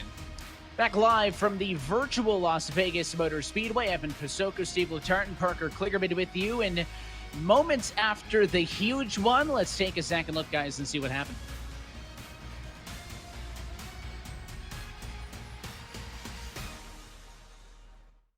Well, here you see 3 and 4 wide racing. Parker, you mentioned it, just not enough real estate for everybody. Oh, right there. It seems like the 5 makes contact with the wall, turns left, gets into the 90, and then from here, it's just complete chaos. Yeah, it's Matt Busa there. You can see him just almost he got the wall a bit, almost shoved him down into Zach Novak, and then they were so far up in the field, and everyone was 3 and 4 wide that it collected everyone behind them. Just basically put a block on the track. Wow, that is a major. You said it right, Evan. The huge one. It's not the big one. It was the huge one here down the backstretch at Las Vegas, and it's just, we're gonna have to pick up the pieces throughout this to figure out exactly who has cars that can continue the next 35 laps. Who's gonna find themselves just trying to salvage any points possible to try and make it in a better position going into Talladega. Yeah, here we were warning everybody about Talladega being next week. I didn't think it was this week, but that was a big mess in turn 3. And let's take a look at the live points again. We've seen it go up and down, Clampett involved in that incident, a little bit closer to that red line than he would want to. But Brad Davies, a huge hit, guys, was 8th before the yellow involved in the incident. That 88 machine now down to 13th in the live standings. All it takes, wrong place at the wrong time, had nothing to do with what started the incident, but you get involved in the wreck, and that could be what puts you outside of the bubble as we head to the regular season finale next week from Talladega. So, leaders pitted. Let's try it again. Jimmy Mullis on 30-lap old tires, gonna try to make this thing happen against everybody else as we go back underway. The cars behind gonna have 21-lap fresher tires. Let's see. Look at Cattell to the inside as he shuts the door on Ottinger.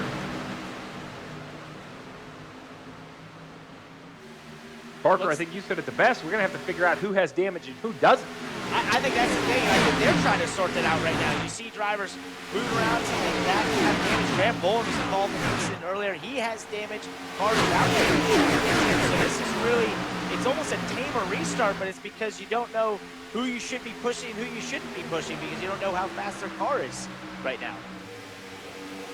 I saw Dillon Duval drop like a rock. He went down through the middle, 3 wide. Looks like everybody else towards the front has figured it out. But you can see Mullis, he really pushed that time at a 2. The old tires just not working for him. Shearburn going to stay behind, but Conti going to go to the bottom. That 8 car was in a very good position to win this race early when we were on that long green flag run through pit stops. It has since gotten a lot more muddy since. Look at the 6 and Nathan Lyon to the inside as up front, Brandon Cattell going to make that number 14 wide. Here's Lowe to the inside. He'll get a nose in side by side for the race lead. 2 of the fastest cars we've seen throughout this race that weren't involved in that wreck is that 8 car Michael Conti, the 25, and Nick Andre. Oh, is Lowe moves up the track, scares Nick up the racetrack as well. You saw that evasive move into turn 3. He's going to lose some positions, goes from fighting for the lead to falling back just to fight to stay in the top 5. 3 wide for the 3rd position, 3 wide, a row behind him. You can see that lead group left-hand side of your screen, then the battle a little bit further down the running order for about 13th position on back on the right. And the battle for the lead kind of looks more like a mid-pack battle. Look at Cattell to the inside. What a block by Nathan Lyon to the apron to shut the door. Here comes Shearburn now to the inside. 3 wide for the race lead at 30 laps to go. These guys leaving it all out there. 30 to go is the key. I'm not sure these guys know that or care. They're racing like it's the last lap.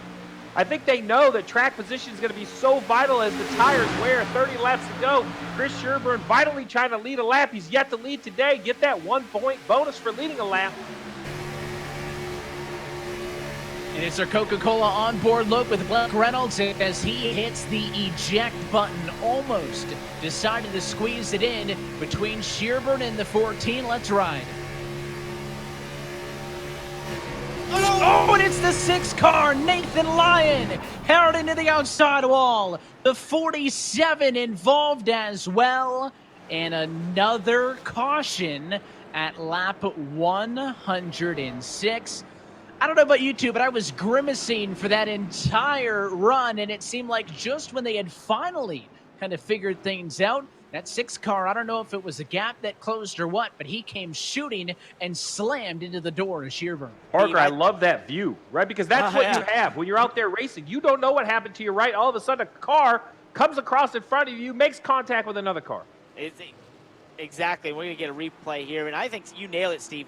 They were going so hard because they knew they had to get that track position when the tires fall off. You see Nathan Lyon up there on the high side, that white 6 car. Now they're 3 wide. That's Garrett Lowe in the middle, and he's just going to tag him. He goes down, hits off Sherburne, and then goes back up the track. Steve Sheehan has nowhere to go in the 47, plows in him, and then the outside wall. And wow, it's just it's such tight racing. I mean, there's not, it's such little room for error, and they're pushing so hard to try and just take any momentum whenever you can get it. You don't want to give it up, so you're going to run with it, and sometimes it means running into each other. So a lot happened there in turn 3. The incident is not as big as the one before, but it is going to force a lot of drivers down to the pit lane to try to get some things fixed up and patched up as they try to kind of keep this thing going and head off to the end of that one. But it is a tough break for all those drivers, again, because it was a little bit of pit strategy that had kind of cycled up the running order, given some of those drivers a real look at a battle for the race lead. A lot of them still in it. But unfortunately, the night could have come to an end, I think, competitive-wise for Nathan Lyon, who I believe we have on the radio. Nathan, tell us what you saw from behind the wheel. I was up against the wall. I made the mistake of leaving the bottom open. I should have protected the bottom better. But I was up against the wall, and Garrett said he was trying to back out, and I think it might have just hooked his car into mine and just kind of along for the ride at that point. Nathan, we saw, you mentioned the getting to the bottom. I mean, we've seen so much 3 wide action, especially early on. Were you guys just pushing really hard there because you wanted to get that track position, knowing that the tires were going to fall off, and just going through any lane? And which lane was sort of preferred, at least early on there? Early on, definitely the bottom. I think just the shortest distance around was the best way to go. Seemed like it had the best momentum somehow, and I thought maybe moving up a lane a little bit with my tire advantage might be okay. But someone got underneath, could tell, I think it was Chris. So at that point, we were pit 3, and I just couldn't really go anywhere at that point. So Nathan, I guess the question we have now is, I won't lie, I don't cover a lot of these. I'm confused. So many accidents, so many cars damaged. Who do you think we're looking at that's left up there? We have the 14, we have Sherburne in the 36, Blake in the 3. Who's your pick? Who did you think you were just up there racing with him? Who had the best speed? I think it's either going to come down to Reynolds, Kane, Cattell. I know Griglia is undamaged as well. I think it's between those 4.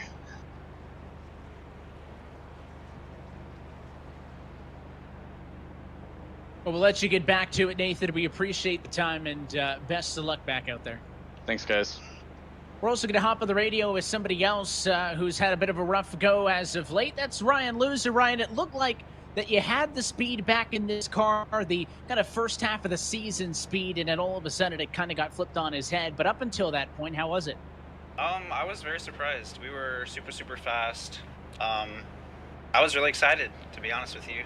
Going for 4 in a row here and trying to stay undefeated. I was shocked, and I was super happy to be running up front. And I kind of knew there would probably be a mess there with half of us pitting and half of us staying out.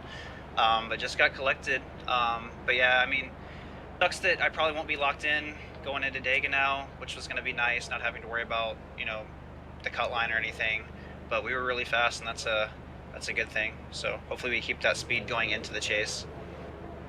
Yeah, Ryan, Steve Letarte here. You had great pace. My question is about the racing. You know, it seems like 2 and 3 wide lasts longer than I was expecting. I thought handling would come into play. Do you think it's the evening, the track cooling, that's just allowing everybody to have so much grip? Even on old tires, it seems like you can hang out 2 wide pretty easy.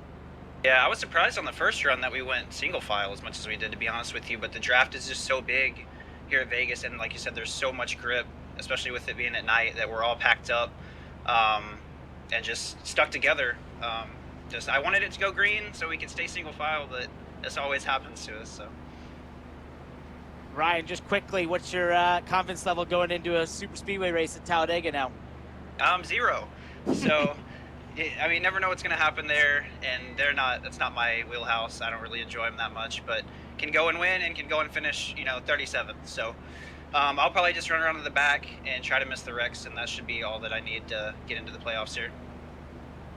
Well, good luck, Ryan, as you head off to Talladega, as he's stuck on the pit lane 4 laps down right now and not on track for the restart. As well, we try it again. This time, going to be 24 laps to go on the scoring pylon. It'll be Cattell on the inside of the front row. That's the iRacing colors on the inside. And 36 of Shearburn took a big door hit on that incident. We'll see what he's got as he restarts from second. Back underway.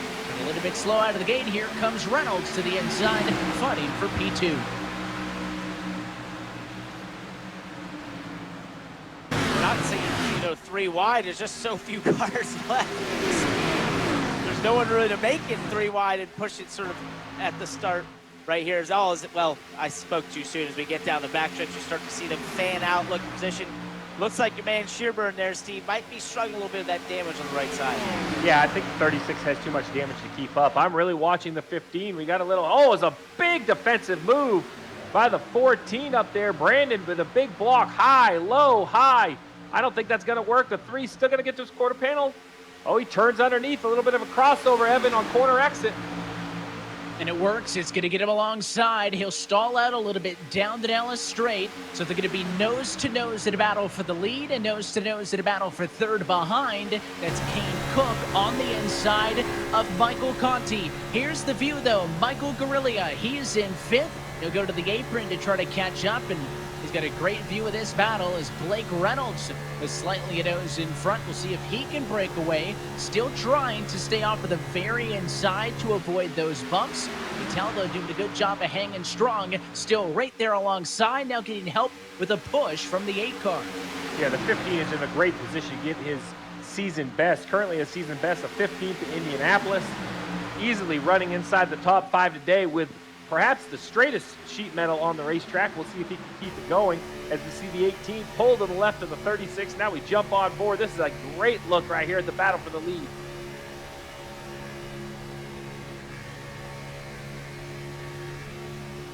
Oh, Brandon Hayes-Cattell shoots to the bottom right there. Blake Reynolds puts the block on him. Once again, just doing everything they can to try and protect that track position. Michael Conti up top in the 8 car, trying to use momentum up there to get to the 14. We're seeing some bump drafting just coming over to 20 to go, and it's just getting more and more aggressive, guys. You're starting to see them push each other more down the straightaways, trying to get closer on the X of the corners. It's got me nervous. And there's big names entering the picture. Conti on the outside. Here comes Mullis down low. But for a moment in time, with Reynolds first, Cattell second, and Kane Cook was third, guys. Those 3 drivers all looking for a first career win as we go down to pit lane with JP.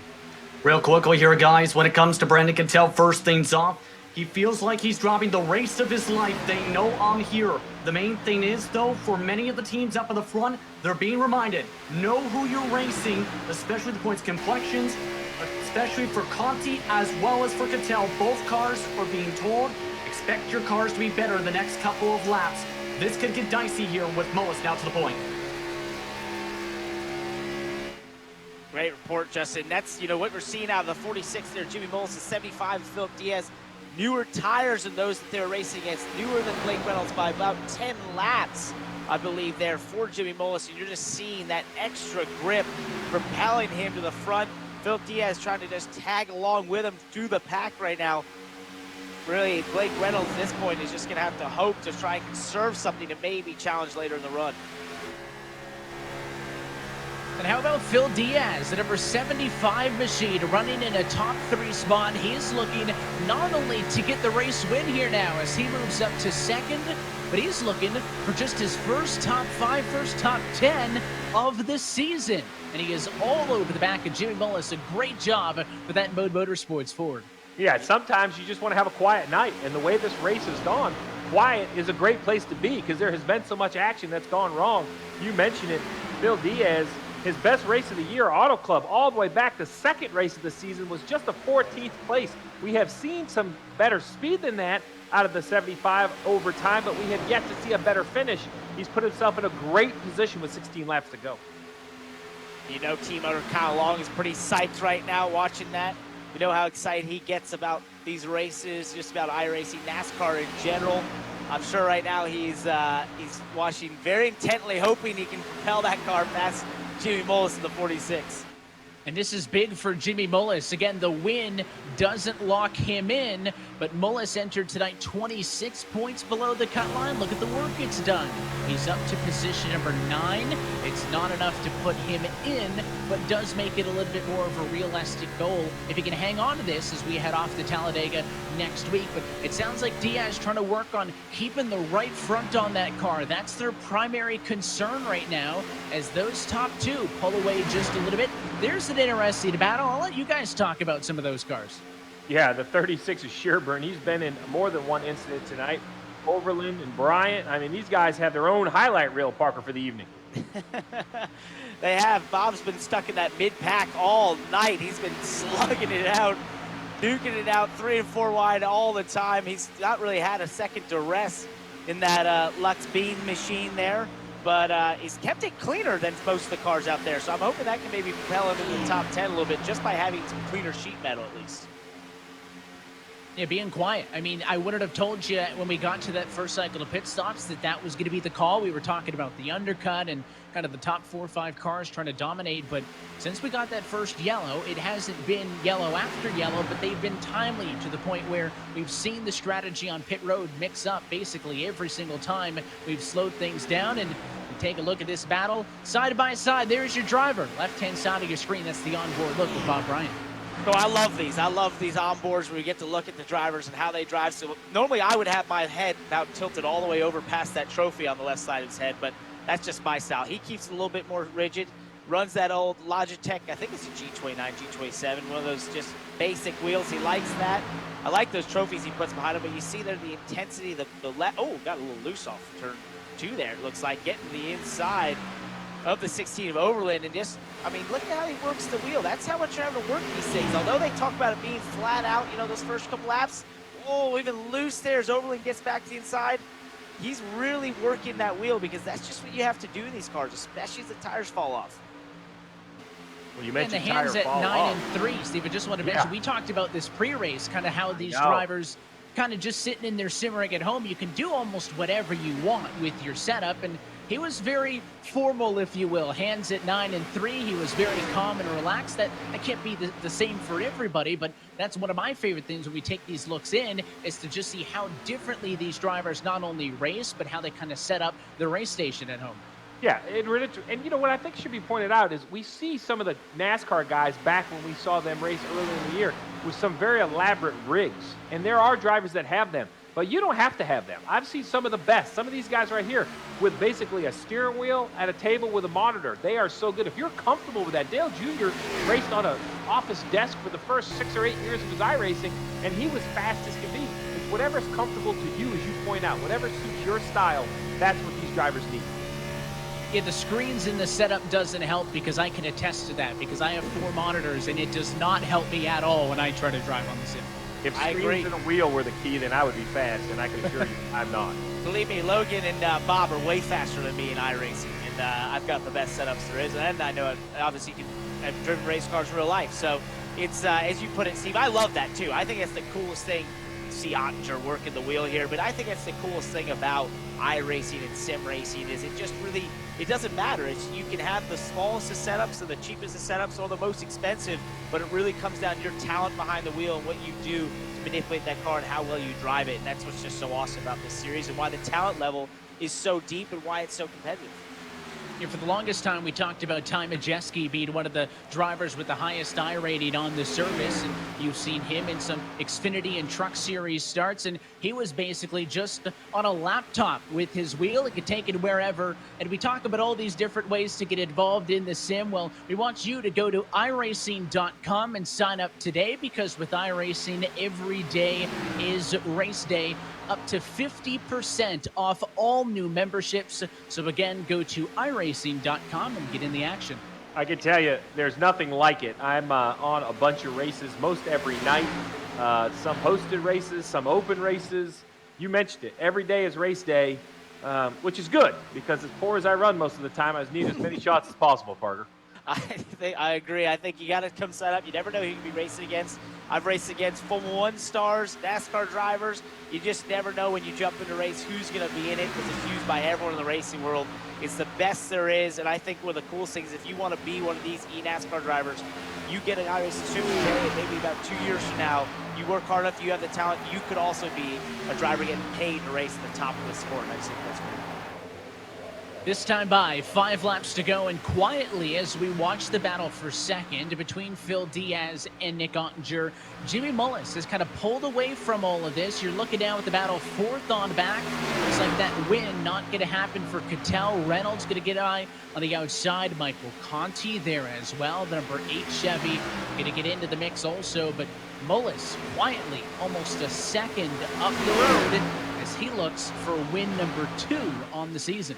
Yeah, it came in below the cut line all the way down to the 12th position, entered 27 points out of the playoffs. A win today, while there's no guarantee, there's no win in advance, but you know what it is? It's max points, and that's the goal. Go get as many points as you can. Give yourself a shot at Talladega. We've seen other guys above the cut line have issues and all these accidents. When that's happening, Jimmy Mullis doing a really nice job trying to capitalize.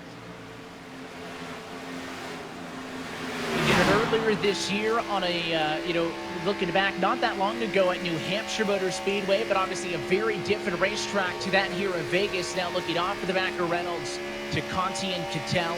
40 points for a win, plus 3 bonus points. So 43, he'll lead a lap, he'll get at least 44.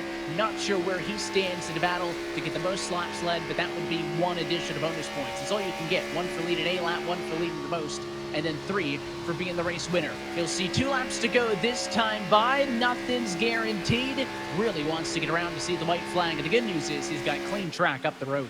And Evan, you know what's interesting about Jimmy Mullis is you look at what Richmond Raceway Esports did at the beginning of this season. They brought in the defending champion, Zach Novak. I know Jimmy and him are friends. He was really excited about that. But that's a pressure-packed situation to be in when your team brings on in free agency the best guy in the series, the defending champion. But he's really risen up and performed this year, and now looking at 2 wins on the season and possibly getting far closer to making those playoffs as we head to Talladega.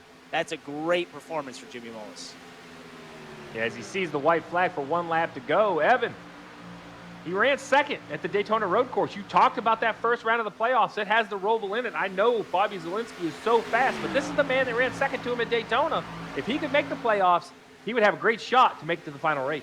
It's a lot of critical points that he's been picking up late here in the season, and he's going to get at least 44 more as he heads to the regular season finale. Final time, Jimmy Mullis going to get career win number 4. His second of 2020 comes at Las Vegas.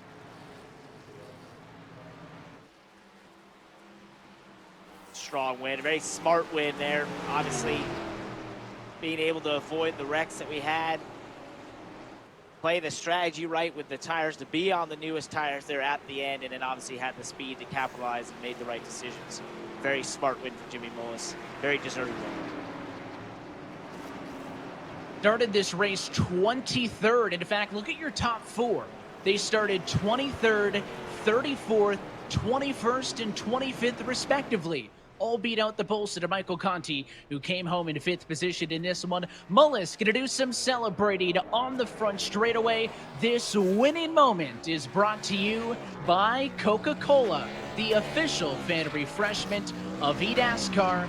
And I'm sure Mullis would love a win in your in right now. It would make life a whole lot easier, Steve, but he did everything he could to get points, got the win, he did his job, and now he has a really good look headed to next week. Yeah, I love the winning you're in when you get in the playoffs, but I love forcing these guys to show consistency over the regular season. That's what's being rewarded, and he's doing it when it matters the most. I mean, got that win at New Hampshire, as you mentioned, second at Daytona, and now bounces back with the second win of the season. We always talk about timing, Evan. Well, if you're going to catch a hot streak, the best time to do it is closing in on the playoffs. And as he parks it right there on the front straightaway, let's take a look at our Coca-Cola move of the race, as he is now the 4th multi-time winner of 2020. And let's watch this as he battles for the race lead. We talked about Cattell, we talked about Cook, but it was the 46 Parker late on the scene who came in and spoiled the party. Right, he had about 10 lap fresher tires. He waited, he played it right. Just sort of bided his time till they sort of got single file and then sort of used that speed to his advantage. Started to pick them off, and then as you'll see here, going off to turn 1, just drives to the bottom. All the grip compared to those guys. Drives directly by Blake Reynolds. Guess he just had a little bit more energy in the Coca-Cola energy car versus just the Coca-Cola car. What he did Didn't is he look had back. fresh tires, and he used them. And that's the key, Evan, right? The winning moment is he knows that he had an advantage, and he attacked that advantage, took control of the race, and then never looked back. He had to milk it. I mean, there was at one point that he was nearly a second up the road. Credit to Phil Diaz. I mean, he closed it back in. That only ends up being a margin of victory of 0.2 of a second. Made it a little bit tighter at the end, but Jimmy Mullis got the job done. Let's take a look at our iRacing full race results. There you go. Talked about your top 5 already, especially though Mullis, Diaz, Ottinger, and Reynolds coming from outside of the top 20. And in fact, Michael Conti is the only guy who started top 10 who finishes inside of the top 10, ahead of Cattell, Guerrilla, Cook, Alfala, and Gorlinski. Yeah, Alfala had a nice recovery. We saw him mid-pack most of the race, but he ends up finishing inside the top 10. Those points will be valuable as we move forward towards the playoffs. You see on the second page here, Chris Shearburn limped the number 36 to a 12th place. A lot of damage on that car, gained some points. Parker, your driver, Logan Clampett, home in 15th after battling. How about Graham Boland? One of the early incidents we saw came all the way back, a rebound to finish inside the top 20. Right, Steve. And Logan, I mean, he's devastated. Obviously had one of the top 3 fastest cars. Was looking at one point like he could lock himself in. Now he's going to be in a very precarious position to go to Talladega. Brad Davies, at one point, was 8th in the points. Who, at the middle of this race, he falls all the way back out again, finishing in 21st. Dylan Duvall showed some speed. Casey Kerwin as well. Corey Vincent had speed. And then we get to a bunch of drivers who obviously were involved in the large wrecks that we had. Yeah, some of them started the night off well. Lyon bolted over top 10 cars. Ryan Luza, we talked with him after his incident.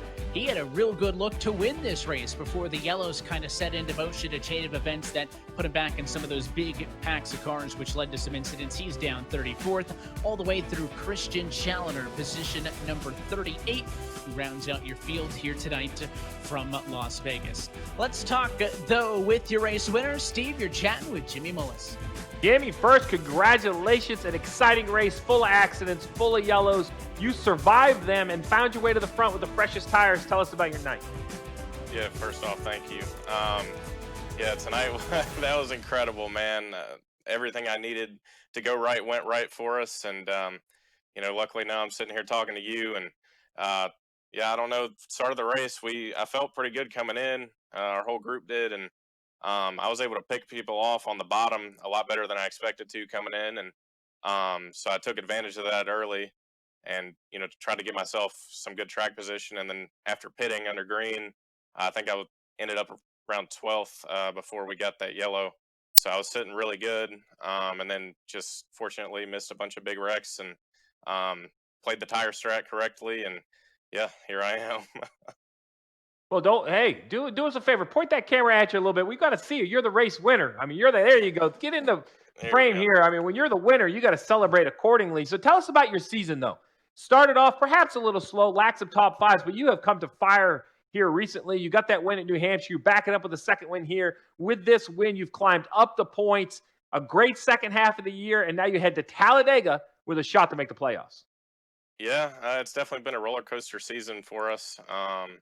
You look at 3 or 4 races earlier in the season. If I don't get wrecked, I'd be well inside the top 8, I believe, after dominating Richmond and things like that. But everything happens for a reason, I feel like. And to come in here tonight and get my first one on a mile and a half. And I know some people on Twitter are going to find this kind of special. First one outside of the month of July, so that is very cool. And yeah, we head to Dago with a really good shot at making it, and going to go try to win that race too and see where we come out. All right, so take us ahead a week. Not to dampen the celebration, you did it this week, but you're going to need a good run at Talladega.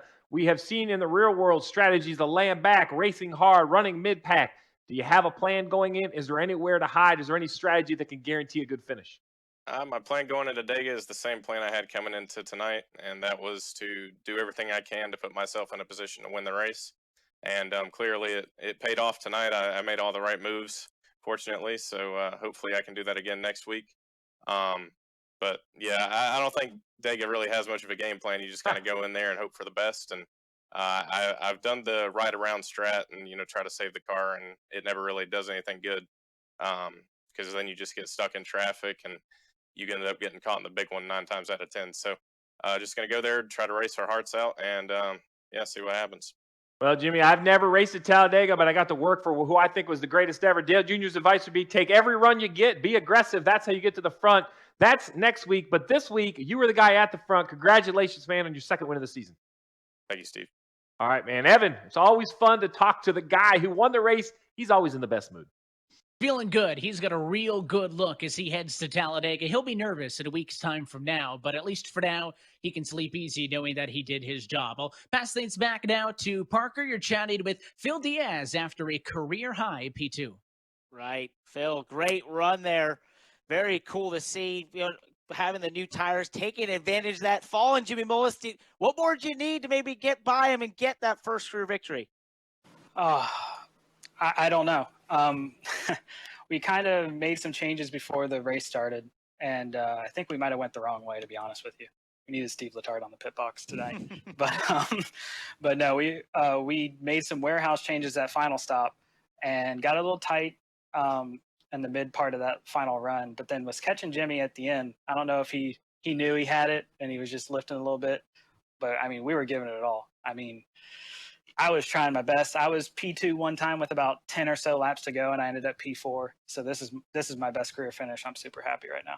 Right, and I think this season you had a 14th place finish back at the beginning of this season. It's been a little drought since then. What's this mean to you to be up in the top 5 and be able to see that shot at getting to victory lane? Yeah, that was I believe that was at Auto Club. It's been a really, really rough year. I don't know any other way of putting it. Anytime we've run good, we've somehow ended up collected in something, whether it be, me putting myself in a bad spot or just, wrong place, wrong time. So, I mean, this feels great. I feel really happy for Mode, actually. I know JR and Kyle are going to be super stoked about this. Kyle just started his new NASCAR show, so got something for him to talk about.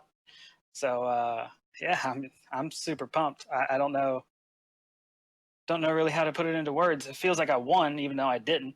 But sometimes when you don't really get these finishes, especially not this year, it feels really good to finally get one. I hear you, man. It always means a lot to finally get there and get that solid finish that you deserve. Great run tonight. Congratulations on the top 5. Hopefully you can finish up some more strong runs to finish the season. Yeah, I sure hope so, man. All right, Evan, that was really cool to see Phil Diaz getting up there at the front and maybe just hoping he had a little bit more for Jimmy Mullis. Yeah, I'm sure he wanted the win, but at the end of the day, like we said, a career-high finish at P2. You can tell he's feeling pretty good, and we'll go back down now to the third step on the podium to Nick Ottinger, Steve, who we didn't really talk a ton about tonight, and to a point that you made, that was good because he couldn't really gain much in the points tonight, but he could have lost a lot, and a really solid night puts him in a great spot. Yeah, you're absolutely right. A solid night, a third-place finisher for Nick Ottinger, who drives for William Esports. Or my question is, Nick, we didn't see a lot tonight, but there you are. We're a little bit older tires. You ended up in third. Take us through your night. William Byron's going to be excited to see you got that one to the finish. That was a workout at the end, man, keeping up with them 15-lap pressure tires. Jimmy and Phil played the strategy right, but I mean, we had such a, to be honest, that was probably the best Vegas car we brought with our William Byron Esports team. I mean, that's a credit to John for all his hard work this week. And I took a lot of notes from past 1.5 mile tracks and put it in probably about an hour before the race. And I mean, to be honest with you, it was a rocket ship. I mean, I drove from 21st, I think, to the top 5. I think that first run, and I mean, different story. I mean, we could have won the race, but I mean, I gave it my all tonight, man. I mean, I was pretty much elbows up the last 20 laps there, trying to keep up with Jim and Timothy, I would call him, and Phil. I mean, it was fun. It was definitely a lot of fun. Just need a little bit better tire advantage there. So you came in with a little points advantage over the cut line. You did a good job, ran well tonight. Take the pressure off heading to Talladega. How good does it feel going to Talladega knowing you don't need to go run in the top 5 to try to make the playoffs? That's like, I don't know if you can really equate the pressure it takes off your shoulders. Just, I mean, there's like a million passes at that track constantly. I mean, you can never predict it, and especially for us on iRacing, I mean, people just constantly switch, a position here and there, and they could put you out of groove, go 3 or 4 wide, and I mean, at the end of the day, it's just like the NASCAR Cup Series and Xfinity Series and trucks on any given weekend, and it's hard to predict. You do your best to position yourself, but I mean, go in there, pretty much just not have to worry about points, just show up. I mean, not really put any pressure on ourselves to compete. I mean, we still want to go out there and win a race. I mean, you want to do your best every race, and we're not going to let up what we do. I mean, we want to keep our foot down to the floor and just make sure we keep some pressure on some other guys to perform each race and each and every lap. That was my question. When I look at your season, you've run good at the super speedways. You had a decent run at the road course. You've had a decent streak here lately, running inside the top 10. Is this the type of momentum you need heading into the playoffs? Oh, yeah. I mean, I'm be honest. I think this is probably the best cars we've brought in my career, probably in any season. I mean, we're going to a couple strong tracks for me, like you said, super speedway racing, and we got the Roval to start off the playoffs. And where we needed to pick up our program was the 1.5 mile tracks like Vegas tonight, and I mean, we did. I mean, to be honest, we probably hands down had the best car tonight, and I mean, that's all you can ask for to progress and improve, and that's just what we did with our Logitech G team. I mean, that's exciting when we got 2 1.5 mile tracks in the playoffs and a Roval that I ain't finished outside of 3rd. So I mean, that's what we need to keep doing. Those are the numbers that an owner is going to want to see. William Byron's going to be excited. Nick, congratulations on your 3rd place run. Evan, this guy's found some speed when it matters the most. William Byron, esports driver. Nick Ottinger, 3rd place tonight. That's the key, is you need the speed when it matters the most. And this is the most critical point of the season, of course, as we get to the end of the regular season. We're going to head into the Talladega finale.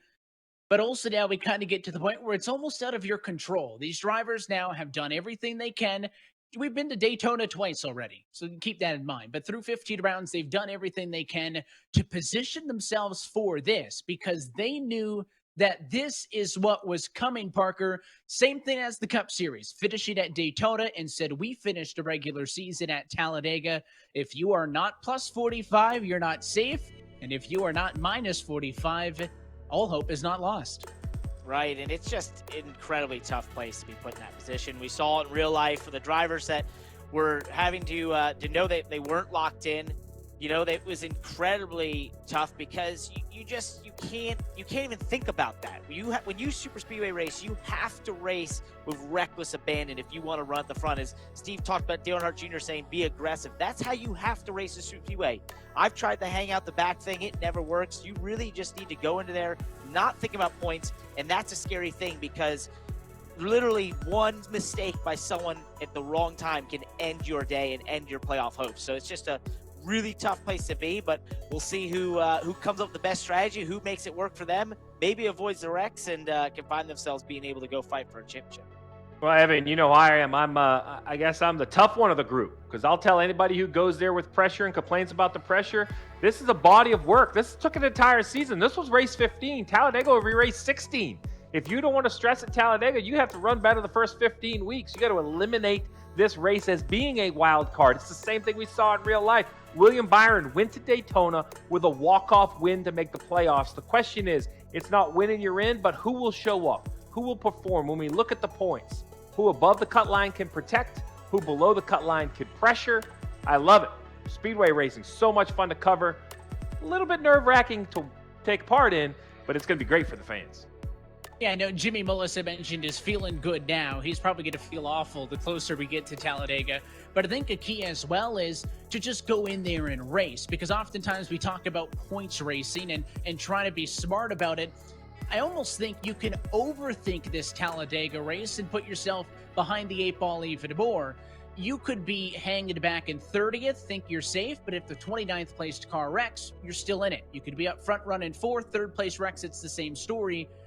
I don't know if these guys can be too technical and try to finesse that race, because you might overthink it and end up putting yourself into an incident, whereas if you just raced it out, you might have been better. So let's take a look at what the point standings look like coming out of this evening with 15 weeks down and just 1 week left to go in the regular season. We saw them go up and down all night long. Well, here they are. We have more drivers locked in. Michael Conti, Nick Ottinger, Garrett Lowe have punched their ticket to the round of 8. They're set, but also drivers in purple have now been mathematically eliminated. So 14th on back on. But guys, let's look at that cut.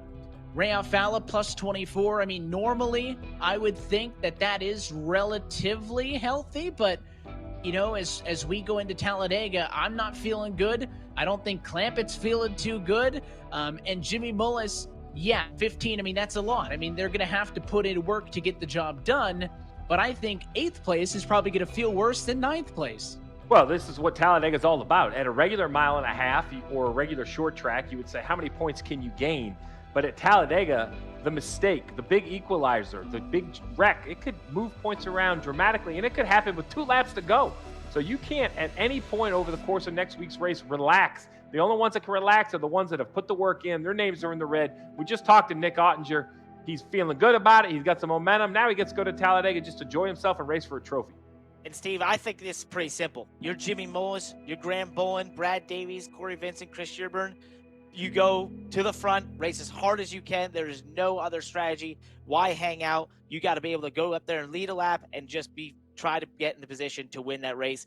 The real decision comes down to Ryan Luza. Does he just hang out the back, try to survive? Most likely Logan Clampett, Ray Alfala, they're in the trickiest position because you're in between. Do you go up there and race hard but get wrecked and know you fell out of the playoffs, or do you hang out the back and try to pick up the pieces later on, risking that you don't get far enough up front, and maybe it's one of those great green flag races like we saw earlier at Daytona without many cautions? That's a tough position to be in. So I don't know. This is going to be a tense one. I think all these teams are going to be discussing it throughout the coming days as we lead towards Talladega, because there's no sure strategy.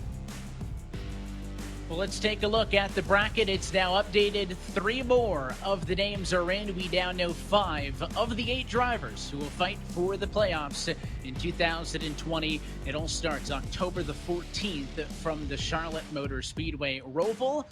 But to quote Richmond Raceway Esports, Sin City is Gym City, as they said, as Jimmy Mullis gets the race win here tonight. And he's got himself in a better position, I should say, going forwards. As we get set to put round 15 into the rearview mirror, guys, I'll go back to you for final thoughts.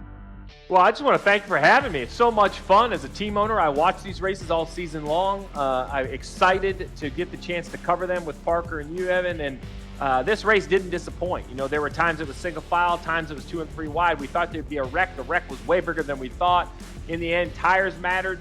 And just impressed with just how well these teams can execute. No one's ever out of it. They continue to repair their cars, work their way to the front. It was a fun race. I agree, Steve. And thank you also to iRacing and everyone for letting us do this. It's a lot of fun. I love this series.